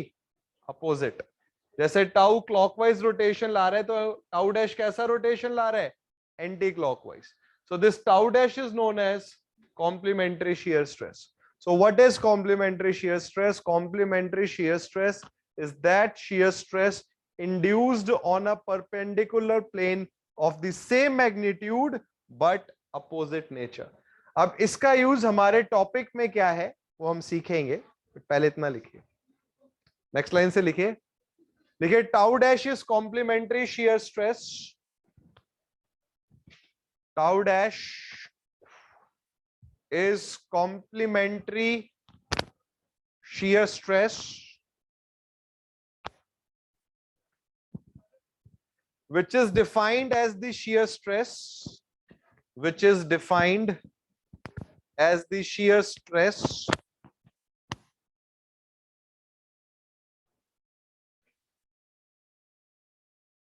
induced on a perpendicular plane, induced on a perpendicular plane of the same magnitude, of the same magnitude but opposite nature, but opposite nature. अब देखिए हमारे टॉपिक में इसका यूज क्या है। जैसे मान लीजिए ये हमारी एक सिंपली सपोर्टेड बीम है, ठीक है, और इस पर लोड लग रहा है कि यूडीएल लगा हुआ है। आपने एक प्लेन कट करा और वहां पर आपने देखा कुछ शियर फोर्स है, ठीक है, आप वर्टिकल प्लेन पर देख रहे हो। अब जहां शियर फोर्स है एरिया से मल्टीप्लाई करेंगे तो शियर स्ट्रेस भी आएगा। तो कंसेप्ट ये कहता है कि अगर आप किसी प्लेन पर शियर स्ट्रेस देख रहे हो, जैसे अभी आप वर्टिकल प्लेन पर देख रहे हो, तो उसी मैग्नीट्यूड का एक और शियर स्ट्रेस आएगा परपेंडिकुलर प्लेन पर। तो वर्टिकल प्लेन के परपेंडिकुलर प्लेन ये वाला प्लेन हो गया जो अंदर से ऐसे दिखेगा। तो ये जो शियर स्ट्रेस आ गया डिफरेंट फाइबर्स पर, इसका डिस्ट्रीब्यूशन आप पढ़ोगे इस टॉपिक में। जैसे अभी तक एसएफडी में आपने क्या करा, एसएफडी में आपने सिर्फ वर्टिकल वेरिएशन पढ़ा। जैसे एसएफडी में क्या था, आप अगर ध्यान दे तो आप बीम के क्रॉस सेक्शन से कोई मतलब ही नहीं, ये लोड लिया, सेक्शन कट करा और आपने बोला सर ये शियर फोर्स डाउनवर्ड्स लग रहा है, दैट्स इट, खत्म। ये कंसेप्ट ये कहता है कि जैसे अभी आप इस प्लेन पर देख रहे हो, ठीक है, ये वर्टिकल प्लेन पर, तो किसी भी पॉइंट पे जब आप टाउ देखोगे तो ये जो प्लेन है, दिस प्लेन, ये परपेंडिकुलर प्लेन है। एक तो प्लेन ये हो गया वर्टिकल, परपेंडिकुलर प्लेन पर भी बच्चे क्या इंड्यूस होगा, शियर स्ट्रेस। तो डिफरेंट फाइबर्स पर, इधर टॉप पर, बॉटम पर, सेंटर पर, न्यूट्रल एक्सिस पर, डिफरेंट फाइबर्स पर क्या इंड्यूस होगा, शियर स्ट्रेस। अगर ये शियर स्ट्रेस जो डिफरेंट फाइबर्स पर आ रहा है एक लिमिट से ज्यादा हो गया तो सेक्शन फेल कर जाएगा। एसएफडी में आप वर्टिकल शियर फोर्स का वेरिएशन पढ़ रहे हो, कॉम्प्लीमेंट्री शियर स्ट्रेस ये कह रहा है कि अगर आप इस प्लेन में स्टडी कर रहे हैं तो इसका परपेंडिकुलर प्लेन कौन सा हो गया, यहां पर भी शियर स्ट्रेस जनरेट होगा। तो हम ये पढ़ेंगे कि अब इस शियर स्ट्रेस का डिस्ट्रीब्यूशन क्या। समझ आई बात ये? लिखिए, नेक्स्ट लाइन से लिखिए, लिखो due to complementary shear stress, due to complementary shear stress comma sections are also stressed. तो लेंथ के अलोंग तो इफेक्ट है ही, सेक्शंस के अलोंग भी है। Sections are also stressed which may lead to, sections are also stressed which may lead to the failure of the section, which may lead to the failure of the section. तो सबसे पहले तो हमें ये पता होना चाहिए कि कॉम्प्लीमेंट्री शियर स्ट्रेस क्या है। तो अगर एक प्लेन पर शियर स्ट्रेस है तो इसके परपेंडिकुलर प्लेन पर भी शियर स्ट्रेस आएगी। परपेंडिकुलर प्लेन पर ज्यादा शियर स्ट्रेस अगर आई तो क्रॉस सेक्शन फेल कर जाता है। हमें 6 क्रॉस सेक्शन के लिए शियर स्ट्रेस पढ़ना है, rectangle, triangle, circular, diamond, I and T, कि ये सेक्शंस कब शियर में फेल होते हैं। क्योंकि अगर आपका सेक्शन शियर में फेल हो गया तो वो 100% बेंडिंग भी नहीं सह पाएगा और आपका सेक्शन फेल हो जाएगा। वैसे आपके दिमाग में क्वेश्चन है कि सर ये टॉपिक का प्रैक्टिकल एप्लीकेशन क्या है, ठीक है, आपके सिलेबस का पार्ट है, दैट्स इट, इसके अलावा क्या यूज होता है। जैसे मान लीजिए आपने कोई ट्रांसवर्स मेंबर डिजाइन करना है, चाहे वो एक मशीन का मेंबर हो चाहे एक बिल्डिंग का मेंबर हो।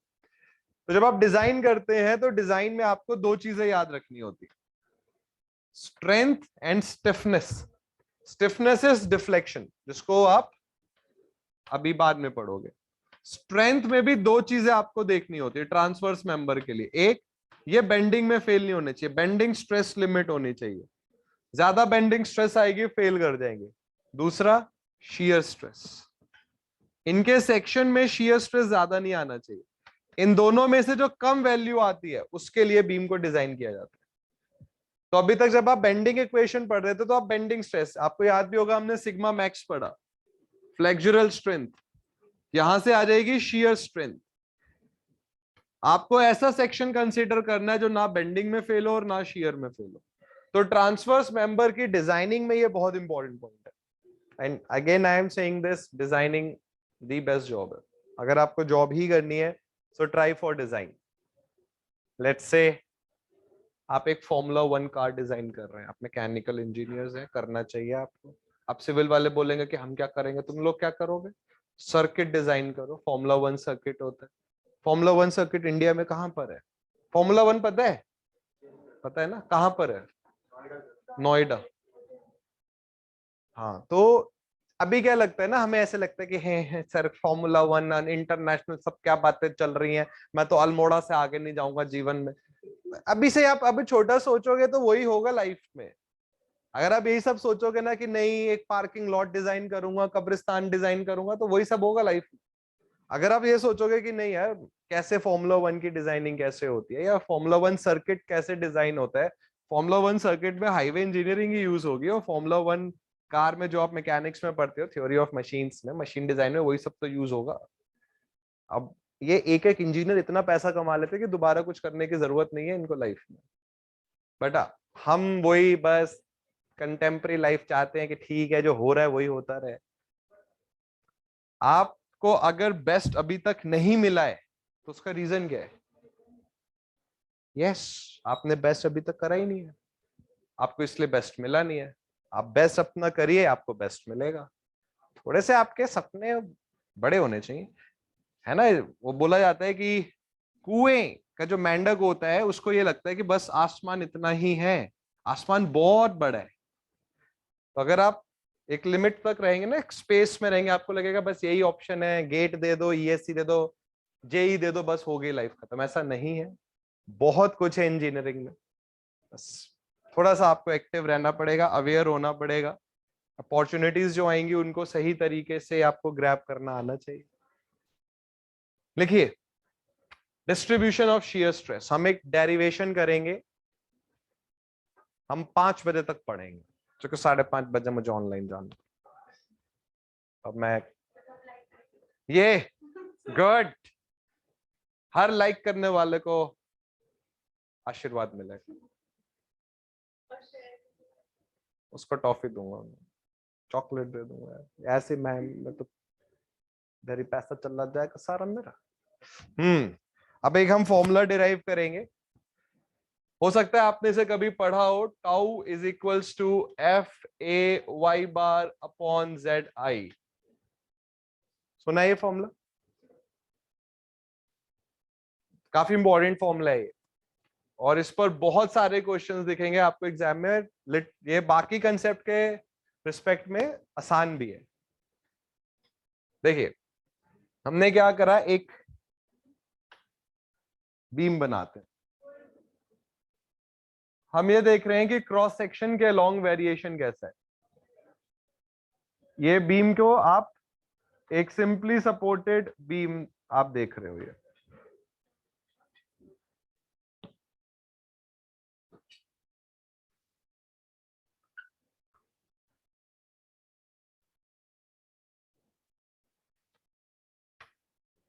लेट्स से ये न्यूट्रल एक्सिस है। हमने एक बहुत छोटा सा एलिमेंट लिया, फिगर में हम भले ही इसको बड़ा दिखाएं but element is very small, और ये एलिमेंट है dx लेंथ का। y डिस्टेंस पर dx लेंथ का हम एक फाइबर देख रहे हैं। फिगर बनाइए।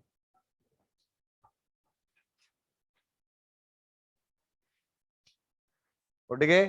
सो गए थे थोड़ी देर के लिए, उठ जाओ। ठीक है, बेड वेड क्यों नहीं ले आते हो यहाँ पर? ऐसे अजीब लगता है, गर्दन में दर्द हो जाता है। वो नहीं तो प्लेन में वो जो गर्दन पे लेके जाते हैं लोग, अमीर लोग, वो कुछ नहीं खरीद लेते एक। कैसे पता चलता है एक बंदा अमीर है बताओ? उनके घर में शूज पहनने के लिए वो होता है शू हॉर्न, वो ऐसे उसमें शू लेके फंसा के ऐसे कर ले, वहीं से पता चलता है कि बंदा अमीर है ये। मुझे पता भी नहीं था कि ऐसा भी कुछ होता। मैं गया ना बाटा वाले के पास, मैंने कहा भैया वो दे दो यार, वो क्या होता है इसमें पैर ऐसे फंसा के ऐसे कर लेते हैं। कहता शू हॉर्न। मैं कहा वो। अब मेरे घर में किसी को नहीं पता, उनके लिए मैं आई एम वेरी रिच। मेरे दोस्त आते हैं, जानबूझ के चप्पल नहीं पहनता मैं, जानबूझ के उनके सामने ऐसे फंसा के शूज पहन लेता हूँ बस कि देखो तुम लोग गरीब हो, मैं अमीर हूँ, मेरे पास ये सब चीजें हैं। कैसे पता चलता है यू आर रिच? मैं ना एक दुकान पे खड़ा हुआ था, मेरे बड़े भैया भी मेरे साथ थे, इलेक्ट्रॉनिक्स शॉप थी। I was in Delhi. Delhi में, दिल्ली आपको पता होगा, it's divided into two parts. One is south Delhi and other is north south Delhi. South Delhi it's like very rich, वहाँ अलग हैं लोग, वो मतलब अलग हैं, हम इंसान हैं वो कुछ अलग उसमें आ जाते हैं। हाँ वो अलग है, हम उनके लिए कुछ नहीं है, वी आर लाइक क्या है, कीड़े मकोड़े से हम उनके लिए। तो मैं, वो बड़े भैया खड़े थे वहां पे, तो एक लड़की आई चार्जिंग शॉप पर, तो आके बोली कि भैया चार्जर चार्जर। तो मैं तो समझ ही नहीं पाया। मैं कहा क्या, मुझे इतना एम्बैरेसिंग लगा, मैं कहा इंग्लिश बोल रही है मैं समझ ही नहीं पा रहा हूँ। मैं कहा भैया क्या कह रही है? भैया मेरे कॉर्पोरेट में है, हुंडई में है यार, अच्छी पोजीशन पे। कहता पता नहीं। फिर हमने दोबारा ऐसे सुना, बोली चार्जर चार्जर। तो वो भैया भी बोला क्या? क्या भैया चार्जर? मैं कहा क्या? भैया चार्जर कि हाँ या वही, कि नहीं वो नहीं है। मैं कहा बा हम तो पागल हैं यहाँ पे, बीटेक बीटेक। अब तो मैं तो बहुत, मुझे उस दिन फील हुआ कि मैं तो मतलब कब पीछे रह गया लाइफ में मैं। इट्स नॉट चार्जर, इट्स चा जा। रा तो आ ही नहीं रहे भैया उसमें कहीं भी, चा जा। तब से मैं ऐसे ही बोलता हूँ अगर मैं गलती से प्लेन में बैठूं कि वेयर इज द चार्जा सॉकेट। अब से मैं व्हाइट बोर्ड, तब से जब मैंने पढ़ाता था व्हाइट बोर्ड पे, I don't say marker, mark का, मार्क का। तो अभी तुम लोगों ने अमीर बनना है तो it's not charger anymore, it's भैया चार्जर।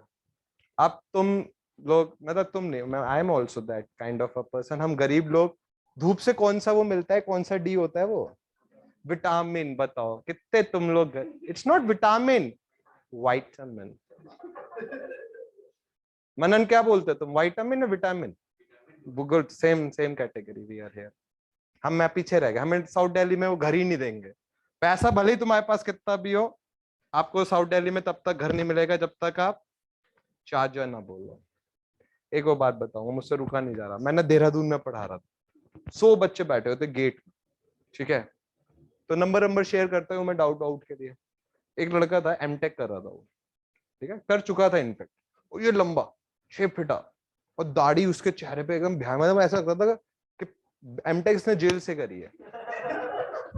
मतलब गुंडा, मुझे मुझे डर लगता था उससे। वो डाउट पूछता था, मैं फटाक से बता देता था कि कहीं गुस्से में ना आ जाए। तो उसका मुझे व्हाट्सएप आया। सोचो एक लड़का, अजगर की शक्ल वाला एक लड़का है आपके सामने, उसका मुझे मैसेज आया कि सर मेरे को एक डाउट है। जब उसने बोला ना मेक को, मैंने पढ़ा मेक को, मैं कही अजगर की शक्ल वाले लड़के, कि मतलब उसके सामने आप, मतलब आतंकवादी भी उससे डरेगा कि मुझसे बड़ा आतंकवादी तो ये है। तो उसने बोला मेक को डाउट, लिखा उसने मेक को। मैं कहा भगवान क्या सुन लिया मैंने। अब मुझे वो, मैं अवॉइड कर देता हूँ, मैं नहीं बोलूंगा, नहीं बोलूं, बट मैं रुका ही नहीं गया मेरे से। मैंने बोला फिर उसको, मैं कहा तेक को हमेशा डाउट रहेगा। मैं कहा तू डाउट में रहे तेक को। तब मुझे पता चला मैं लाइफ में पीछे रह गया हूँ, मेक को तेक को आता ही नहीं। फिर मैंने बोला उसको, बाद में मिला वो मुझे, मैं कहा क्या यार ये तुम कहाँ कहाँ जा रहे हो लाइफ में?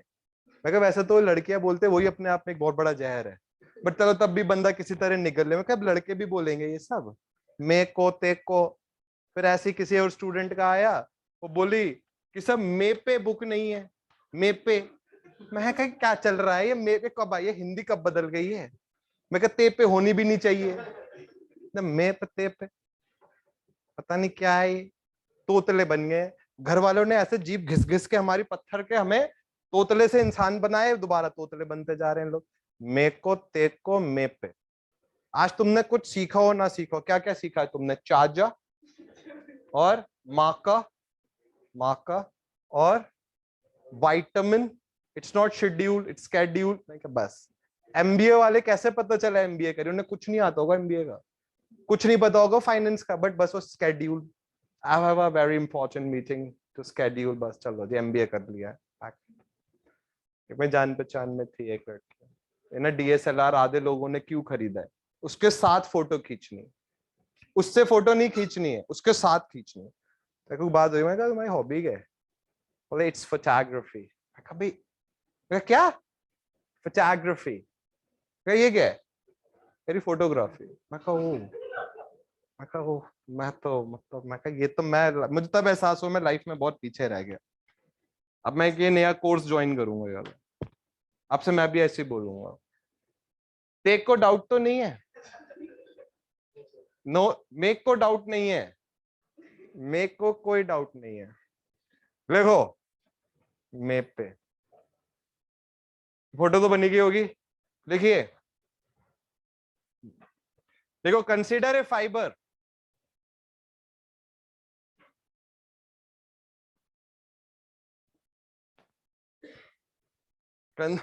consider a fiber at a distance y. Consider a fiber at a distance y from the neutral axis. At a distance y from the neutral axis of length dx as shown in the figure. As shown in the figure. अब से मैं भी ऐसे बोल रहा हूं। क्या लिखा मनन? as shown in the, बस क्या फायदा हुआ इतनी देर सिखाने का? फिगर। अब देखो, देखो द लोडिंग सजेस्ट, लोडिंग के बेसिस पर आप देख सकते हैं ये बीम सैग कर रही है। The loading suggests that the beam sags. The loading suggests that the beam sags, which means the portion above, which means that the portion above the neutral axis is in compression. Portion above the neutral axis is in compression, and below is in tension, and below is in tension. अब देखिए, हमने बोला कि जो fibre ऊपर है neutral axis से वो कंप्रेशन में है, और हम जिस फाइबर को कंसीडर कर रहे हैं वो हम देख भी सकते हैं कि कंप्रेशन में है। तो अगर सिर्फ इतने फाइबर का, ये जो छोटा सा फाइबर है, अगर सिर्फ हम इसको बनाए, इट्स लाइक दिस, और ये कंप्रेस हो रहा है, मैं आपसे बोलूं अगर कि क्रॉस सेक्शनल एरिया फाइबर का डीए है, तो मुझे बताइए कितनी फोर्स आएगी इस फाइबर पर? आप बोलेंगे सर ये फाइबर बेंडिंग में है तो इसमें बेंडिंग स्ट्रेस लगेगा। कोई भी फोर्स क्या होती है? Stress into area, so this will be what? Sigma into DA. Sigma is bending stress, DA is area. और आपने एरो ऐसे क्यों दिखाया है? क्योंकि अपर फाइबर किसमें है? कंप्रेशन में। अब मैं अगर आपसे पूछूं कि अच्छा मुझे इस पॉइंट पे बताइए, इधर यहां कितनी स्ट्रेस होगी? आप बोलेंगे सर यहां कितनी फोर्स होगी? आप बोलेंगे सर एरिया तो डीए ही है। जब आप यहां से यहां तक है, यहां से यहां तक है, तो मोमेंट क्या हो गया? बदल गया। Sigma upon Y is M upon I. Everywhere moment is changing.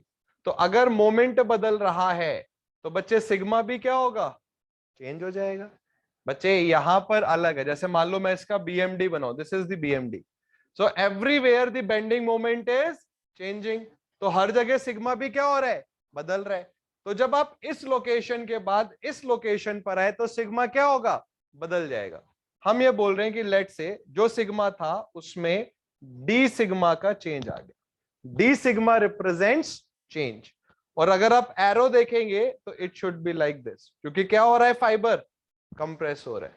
तो अगर मैं इस फाइबर पर इसका फ्री बॉडी डायग्राम बनाऊं तो सिग्मा डीए एक फोर्स ये आएगी and sigma plus D sigma, क्योंकि चेंज हो रहा है बेंडिंग स्ट्रेस, एक फोर्स ये आएगी। और कंप्रेस हो रहे फाइबर, इसलिए दोनों तरफ कंप्रेशन दिखा रहे। ठीक है, इसको बना लीजिए, अब बस बना लीजिए, क्योंकि अब मजे मैम अपने थोड़े सुंदर गले को भी रेस्ट दे दो। 5-5:30 बजे जाओ, चिल्लाना मेरे को। मेरा जो टारगेट है वो है कि मुझे बच्चे की आवाज डायरेक्ट पहुंचनी चाहिए बिना मोबाइल के, कि उसको लगे कि अरे ये पास ही बोल रहे हैं सर। वो बल्लभपुर में बैठा तो उसको मेरी डायरेक्ट आवाज आनी, इतना गला फाड़ के बोलना है आज मुझको। क्या करेगा यार बंदा इतने पैसे का, क्या करूंगा कमा के। मैं जा रहा हूँ, हिमालय जाऊंगा।